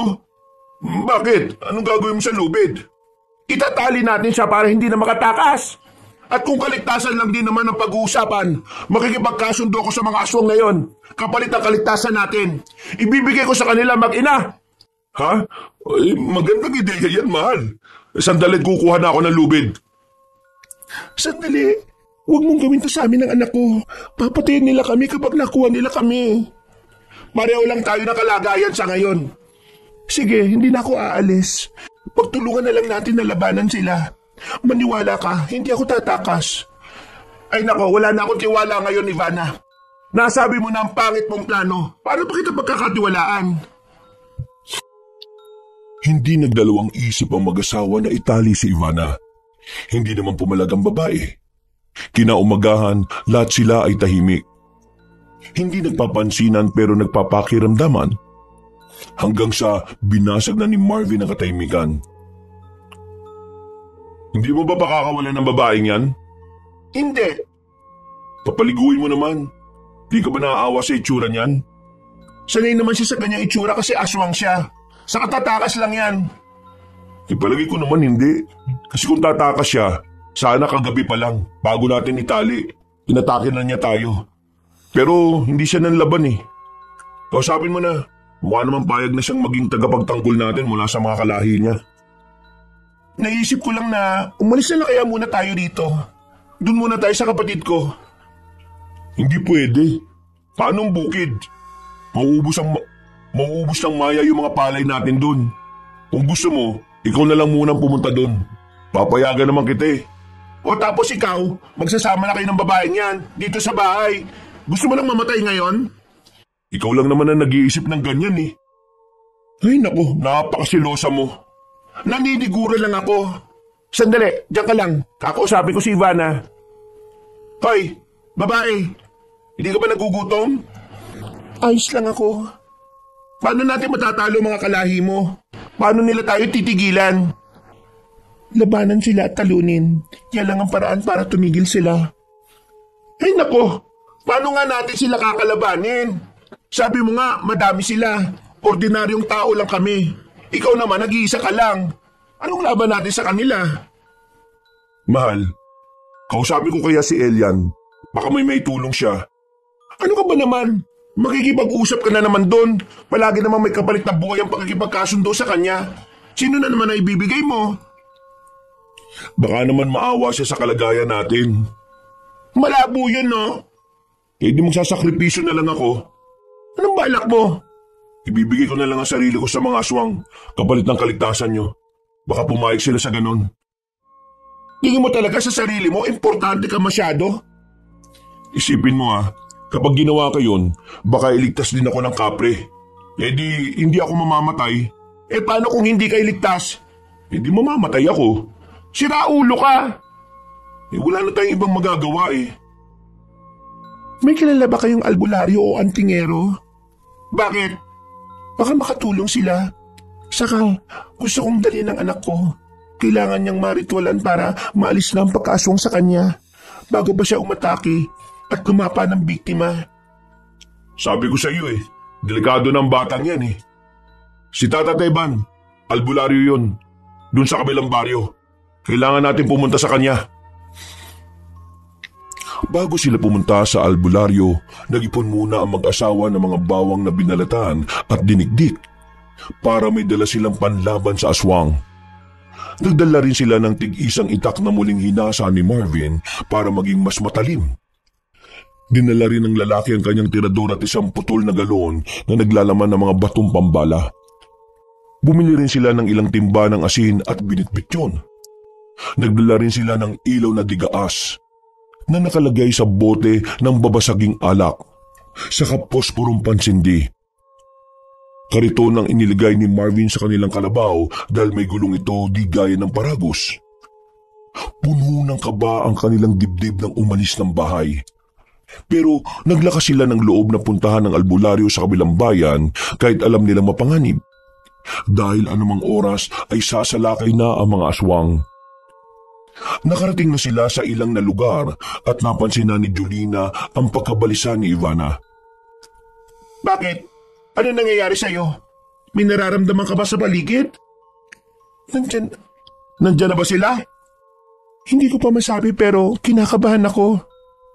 Lahat naman tayo kinakabahan dito eh. Kasalanan mo to eh. Kaya tayo nalagay sa ganitong sitwasyon. Tama na. Naninisi ka na naman eh. Nandito na tayo. Wala na tayong magagawa. Kaya maging alerto na lang tayo. Eh ano pa nga ba? Para tayong susuong sa gera nito eh.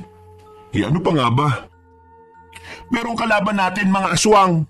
Sana talaga'y mabuhay pa tayo pagkatapos nito. Huwag kang mag-alala. Kahit buhay ko itataya ko para lang mailigtas ka.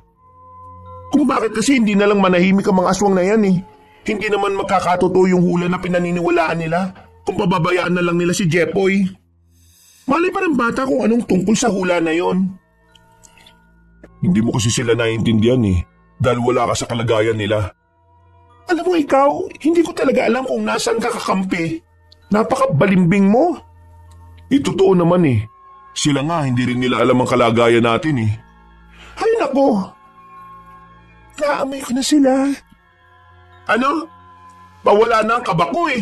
Bumalik tuloy ngayon at mas lumakas pa ang kabog ng dibdib ko. Mabuti na lang marami tayong dalang panlaban sa kanila. Ang problema lang natin, mabagal ang kalabaw. Palagi na lang nagbibilang ng hakbang si Sungay eh. Hagupitin mo na kaya Marvin nang bumilis-bilis naman. Hindi ko pwedeng patakbuhin. Baka mahulog tayo. Walang kontrol sa pagtakbo mga hayop. Nakikita ko na sila eh. Bakit kaya nasa malayo lang sila at nakatanaw? Bakit hindi pa sila umaatake? May araw pa kasi. Ganun ba yun? Takot sila sa araw? Bakit? Nakakapanghina at masakit sa balat. Kaya pala balot na balot ka ng kumot. Kung ganun eh, ligtas pala tayo kapag may araw pa.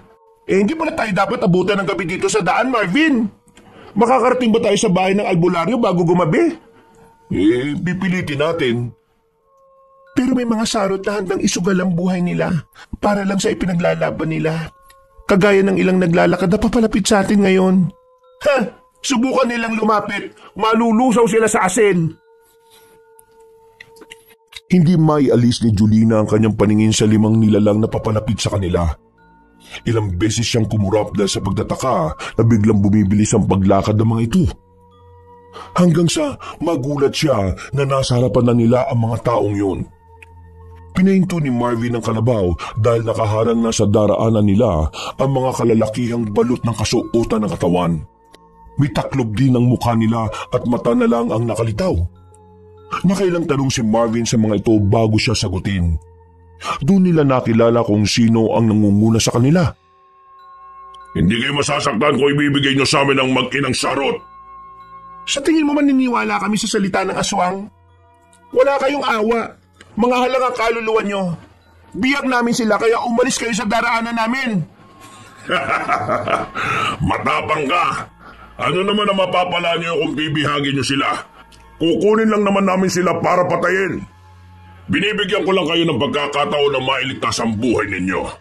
Wala namang problema sa akin kung pati kayo gusto nyong mamatay. Pwede naman namin kayong ilagay sa aming tiyan. Pabayaan mo na lang kami. Tapusin na natin ang problemang to, pre. Hindi tayo dapat maglaban. Wala kayong alam sa kung ano ang pakay ko sa kanila. Alam na namin ang lahat. Siguro nga'y alam nyo dahil sinabi na ni Ivana, ang dati kong asawa. Pero hindi lahat ay sinabi niya. Marami na siyang kasalanan sa amin at tinakasan lang. May sarili kaming batas at kailangan siyang parusahan. Ikaw ba namumuno sa lahi ninyo? At bakit mo naman tinatanong? Kung ikaw, magagawa mo magdesisyon ngayon para tapusin ang lahat at magkaroon na tayo ng kapayapaan. Kapayapaan? Sa pagitan ng mga sarot at mga tao? Na pagkain lang? Nakakatawa. Ikaw ba'y handang makipag-usap at makipagkasundo sa isang hayop? Kakatayin mo lang ito at iluluto. Bakit ka ba nag-aaksaya na kausapin ng pagkain? Boplax ka pala eh. Kung pagkain ang tingin mo sa amin, bakit mo rin kami kinakausap? Dahil nagsasalita kayo at ang mga hayop ay hindi. Huling pagkakataon, ibibigay niyo sila sa akin at makakaligtas kayo. Ipinapangako kong hindi kayo sasalakayin ng kahit na sino sa amin. Pero hindi naman namin masisiguro kaligtasan nila. Huwag na ninyo silang problemahin. Hindi nyo naman kaano-ano yan eh. Wala kayong makukuha dito. Sige, sabi mo yan ha. Mas gusto ko rin itong wala akong iisipin na ipinapangako sa inyo. Mga kasama, atakin sila. Kunin ang makina ko. Ang mga taong yan, gawin nyo kung anong gusto nyo sa kanila. Hindi mangyayari ang iniisip nyo.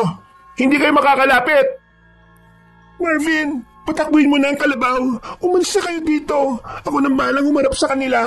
Ipangako niyong ligtas na makakarating ang anak ko sa albularyo. Ipagamot niyo siya pakiusap. Hayaan niyong mamuhay ng normal ang batang si Jepoy. Kayo nang bala sa kanila. Bakit? Magpapaiwan ka? Oo. Sigurado ka? Oo, umalis na kayo. Dali. Pagkababa ni Ivana, kagad niyang inatake ang mga kalalakihan. Pinalo naman ni Marvin ang kalabaw para patakbuhin ito. Hinabol sila ng ilang lalaki pero pinaulanan naman ni Julina ng asin kaya nagsiatrasyon. Pero hindi tumigil ang mga aswang sa paghabol sa kanila. Kada may lumalapit sa kariton ay kagad na sinasabuyan yun ng asin at tubig na may dinikdik na bawang. Dahil sa tindi ng galit ng mga aswang at sa pagkatakam nila sa karne ng tao, nagawa nilang magpalit ng anyo bilang sarot. Ang mga aswang na taong lobo. Saka sila muling sinalakay. Nahablot ng isa si Marvin at marahas na hinatak. Daylan para mahulog sa lupa ang lalaki. Mangayok sa sariwang laman ang mga halimaw kaya hindi nila iniinda ang asin na isinasaboy ni Julina. Sigaw siya ng sigaw habang nakikitang pinagkakakagat ng mga aswang ang kanyang asawa. Sinindihan niya ang dala niyang gasera na may daas at saka ibinato sa mga halimaw.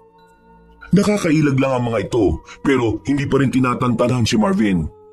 Paulit-ulit ang binabato ng mga panlaban na dala nila ang mga aswang. Pero dahil sa galit ng iba sa kanya ay sinugod na rin siya. Maya-maya ay biglang kumulog kasabay ng biglang pag-ihip ng malakas na hangin. Tumilapo ng dalawang sarot na kumakagat kay Marvin.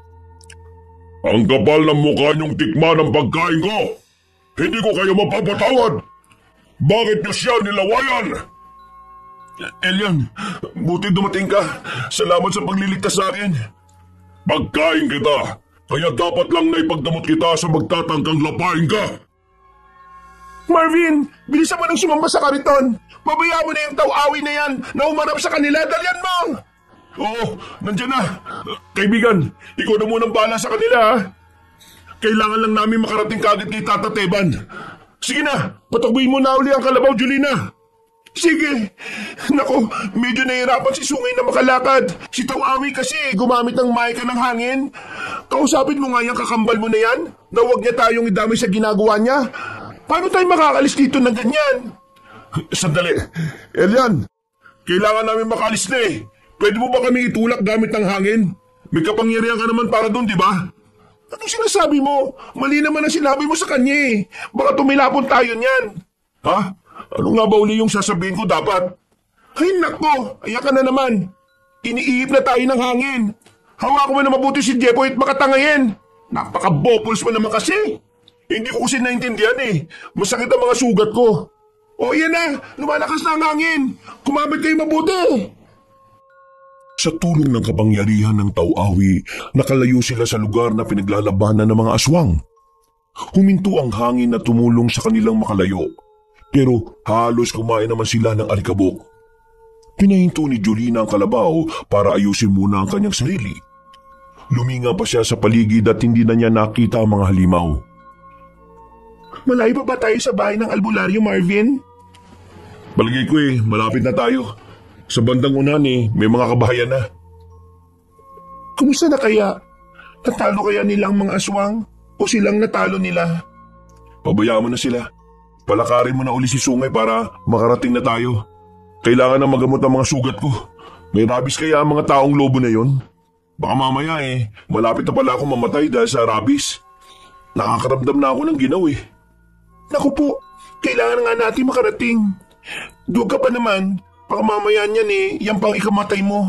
Ang kaduwagan mo, hindi ang rabies ng aswang.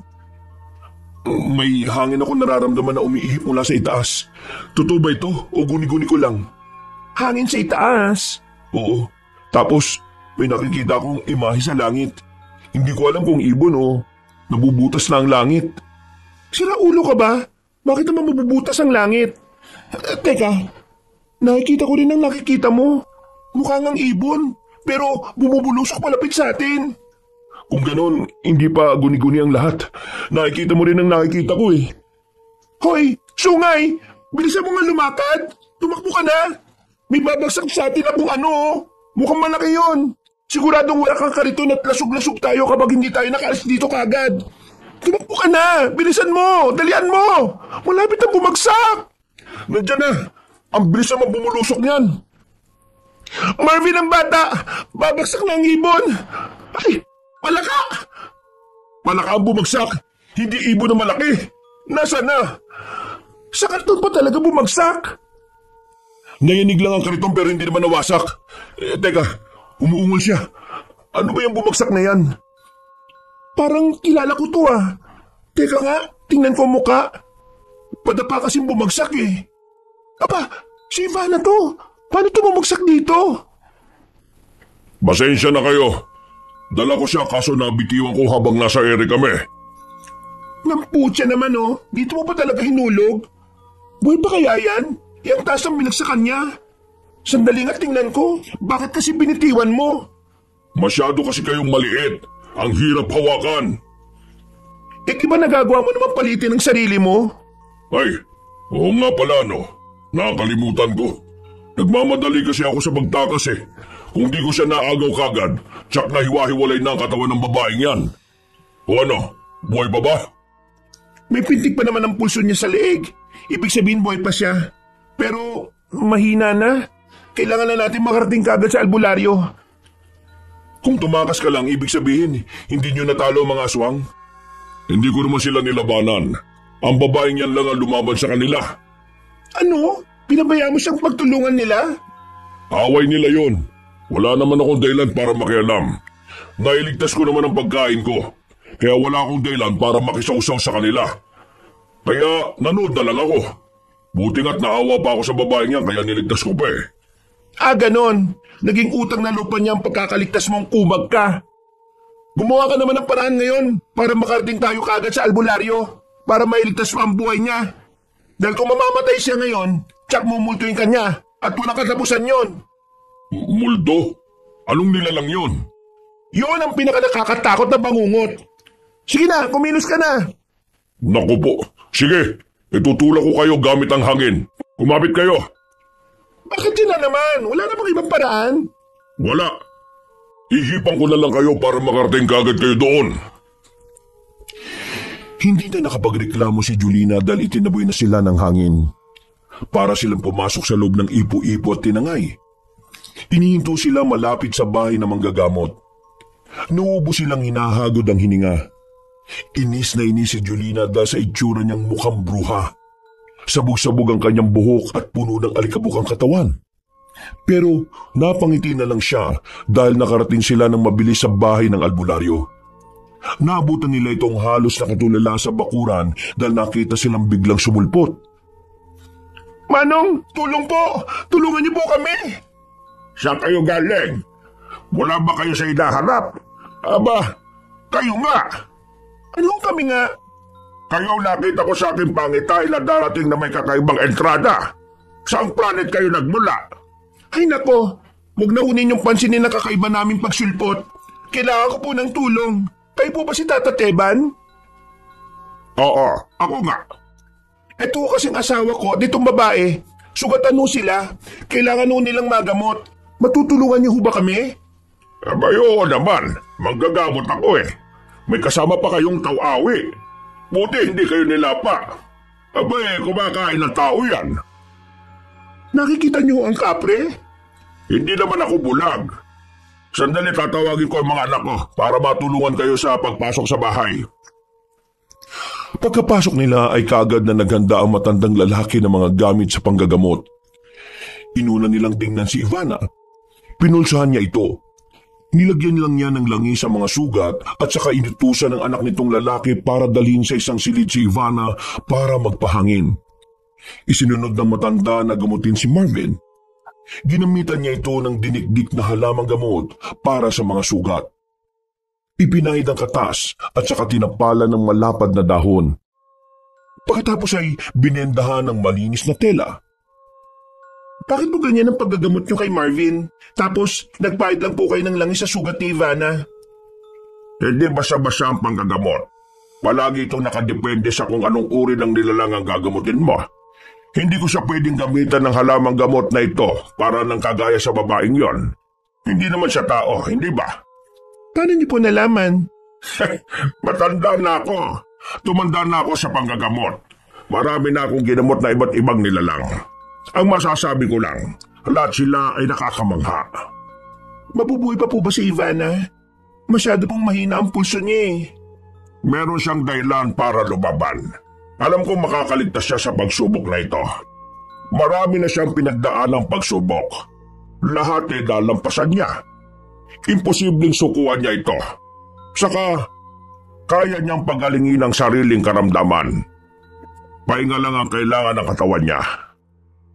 Oo nga ho pala, Tatateban. Itong sanggol po na kasama namin, kaya niyo ho ba siyang gamutin? Wala namang sakit ang bata eh. Anong gagamutin sa kanya? Nagiging halimaw po siya. Magagawa niyo bang ibalik siya sa normal na tao? Paano kayo nagkaanak ng aswang? Hindi po namin ito anak. Anak po ito ni Ivana. Kaya pala magkahugis ang kanilang muka. Bakit gagamutin ng bata? Aswang naman pala ang nanay niya.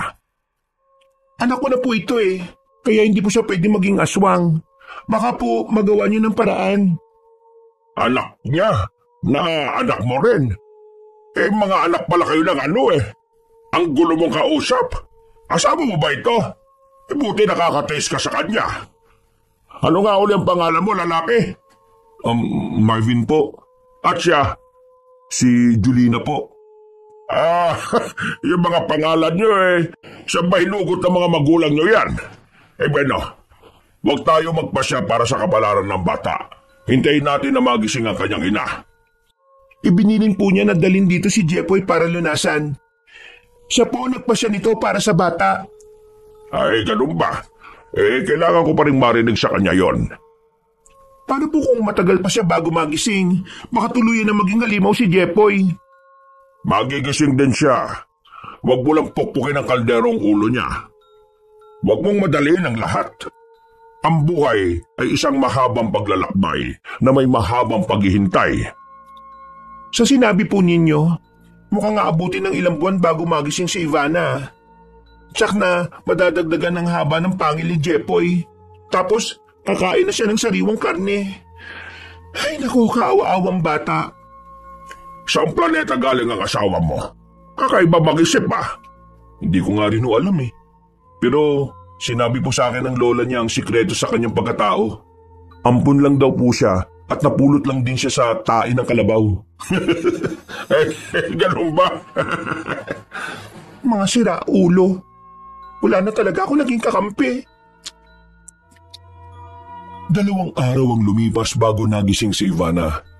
Nanatili ang mag-asawa sa bahay ng matandang albularyo para sa kanilang kaligtasan. Dahil sa haba ng oras nila roon, naikwento nila sa matanda ang naging pakikipaglaban sa mga aswang. Nalaman din nila na ang bakuran ng bahay ay nababalutan ng inkantasyon at pangontrang dasal laban sa mga masasamang nilalang. Hindi nila nakikita ang bahay at hindi rin nararamdaman ang presensya ng mga taong naroon. Nakakapasok lang ang mga nilalang kung sila ay pahihintulutan. Kagaya ni Elian na pinayagan ng matandang makalabas-masok sa kanilang bahay. Ising ka na pala. Mukhang masaya ang kwentuhan niyo medyo lang. Nasaan tayo? Sa bahay ni Tata Teban. Ang albularyo. albularyo? Ang anak ko, napagaling na ba niya? Narinig niyo po yun, Tata Teban. Sabi ko naman po sa inyo gusto rin niyang gumaling ang bata. Ayaw niyo kasi maniwala sa akin Ngayon, naniniwala na ako. Magagawa niyo po ba siyang pagalingin? Abay, oo naman. Ritual ang dahilan kaya siya nagsahalimaw. Kaya ritual din ang magtatanggal nun. Sa susunod na araw, kabilugan ng buwan, araw ng Biyernes, isasagawa natin ang ritual kapag ang bilog na buwan ay nasa gitna ng langit. Ang haba ng sinabi. Pwede namang sabihing hating gabi gagawin ang pagdiditwal. Ay nako, bakit kaya ganyan makipag-usap ang mga albularyo? Kailangan ba kapag albularyo pag-aralan talaga ang matalinghaga kung mangusap? Marami pong salamat sa tulong niyo, Tata Teban. Tatanawin ko po itong malaking utang na loob. Sige, walang anuman. Dumating ang oras ng pagdiditwal. Sa bakuran, nakahanda ang isang siga na may naglalagablab na apoy. Gumawa ng bilog na guhit ang albularyo sa lupa gamit ang inorasyon ng asin. Nakahiga ang bata sa ibabaw ng mesa na nasa gitna ng bilog. Lahat sila ay nakapalibot sa bata habang hawak ang puting kandila na may sindi ng apoy. Kada usal ng dasal ni Tata Teban ay nagwiwisig siya ng banal na tubig kay Jepoy. Sa bawat pagtama ng tubig sa bata ay sumasabay ang mabilis na pagsiklab ng apoy na siga. Lumalakas ang hangin na pumapalibot sa kanila na parabang pinapatay ang apoy ng siga pati ang nasa kandilang hawak nila. Panay rin ang iyak ng bata habang unti-unti nitong inilalantad ang anyo niyang sarot. Elian, ayusin mo ang hangin mo Huwag mo munang paihipin. Namamatay ang siga. Saka itong hawak naming kandila. Hindi ako may gawa. Bakit ka ba nang bibintang? Ikaw lang naman ang mahangin dito Patalsikin kaya kita para hindi ka nagre-reklamo na nagre-reklamo. Hindi siya ang may gawa ng hangin na yan. Kinukontra ng isinasagawa nilang ritual ang ginagawa natin. Kaya huwag niyong hayaan na mamatay ang apoy sa hawak ninyong kandila. Yung siga, namamatay ang apoy. Hipan mo, Elian, para magliyab ulit. Ngayon naman palautos. Ikaw nga lang kasi ang mahangin dito, Kayang kontrolin ang hangin Gawin mo na, daming reklamo. Oo na, hihipan ko na. Naku po, bakit mo naman nilakasan? Sumiklab tuloy ng malaki. Bala mo ba kaming tustahin? Susunugin mo pa yung bahay ng albularyo Ay, pasensya na. Napalakas ang pag-ihip ko. Pero ang mahalaga, lumakas uli ang apoy. Yung bata, ano nangyari sa anak ko? Unti-unti na nagbabagong itsura niya. Nawawala na ang balahibo niya sa katawan. Oo nga, pati ang pangil niya nawawala na rin. Hindi na rin mapula mga mata niya. Gumagaling na po ba siya? Hindi. Bakit? Wala naman kasi siyang sakit pero ang sumpa sa kanya, nawawala na. Ay naku, kung hindi lang matanda, dadaguhan ko na talaga to. Ilang minuto pa ang lumipas bago tuluyang natapos ang pagdeditwal. Tungtuwa sila dahil tuluyan ang nakawala sa sumpa si Jepoy. Halos pag-agawan ng dalawang babae ang bata. Pero nagpaubaya na lang si Julina dahil alam niyang mas may karapatan si Ivana kay Jepoy. Kinaumagahan habang nag-aalmusal sila, namagitan ang malalim na katahimikan sa dalawang babae. Hanggang sa seryoso nang kinausap ni Ivana si Julina sa bakuran, malayo sa ibang tao. May sasabihin ka ba? Bakit dito pa sa likod bahay? Masyado mong sikreto yan? Tungkol ito kay Jepoy. Ay nako, alam ko na. Alam kong aabot tayo dito. Alam mo na kagad, ang galing mo namang kumilatis ng tao. Kahit hindi ako ang ina ni Jepoy, naging ina pa rin ako sa kanya. Pero mula nang napulot ko siya, alam kong darating ka at babawiin siya. Nung una, ayaw kong pumayag. Pero tama si Marvin Hindi ko iniluwal ang bata. Hindi ko siya pag-aari. Anak mo siya. Ikaw ang dapat niyang makasama. Pero may isang kondisyon lang ako. Ano yon? Kapag aalis na kayo, yung oras na tulog ako Kasi itatabi ko ang itak. Baka mataga kita eh. Pero hindi naman yan ang gusto kong sabihin eh. Ha? Meron pang iba? O sige na, lubos-lubosin mo na. Mukhang huling pagkikita na naman natin to eh. Alagaan mo mabuti si Jepoy ha. Tingnan mo to. Gusto pa akong kuning yaya? Sira ba tuktok mo? Gusto mong magilamos ng asin? Ang asar ka. Wala akong balak kunin sa'yo si Jepoy. Alam ko magiging mabuti kang ina para sa kanya. Hindi ako karapat-dapat na maging ina. Isa pa, hindi kami magkauri. Gusto kong mamuhay siya bilang normal na tao. Palakihin mo siyang mabuting bata. Ano? Ibig mong sabihin? Oo, ihahabilin ko siya sa'yo. Salamat ha. Kung ganun hindi tayo magtatagaan. Hindi mangyayari yun.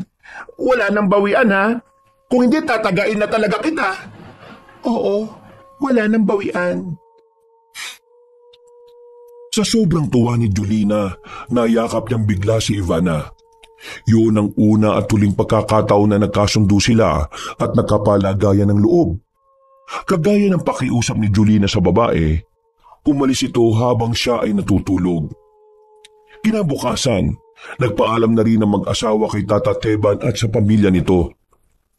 Tata Teban, kami uuwi na. Marami pong salamat sa tulong ninyo sa amin ha. Ay, wala yon. Tungkulin ko ang tumulong at manggamot. Natutuwa ako't nakilala ko mga kakaibang nilalang na kagaya ninyo. Hanggang sa muli, mag-iingat kayo. Sige po, salamat po. Ay, siya nga pala. Munti ko na makalimutan. Mabutit nakapa ako dito sa aking bulsa. Ibibigay ko nga pala ito sa inyo. Kwintas po? Bakit po? Hindi ito ordinaryong kwintas.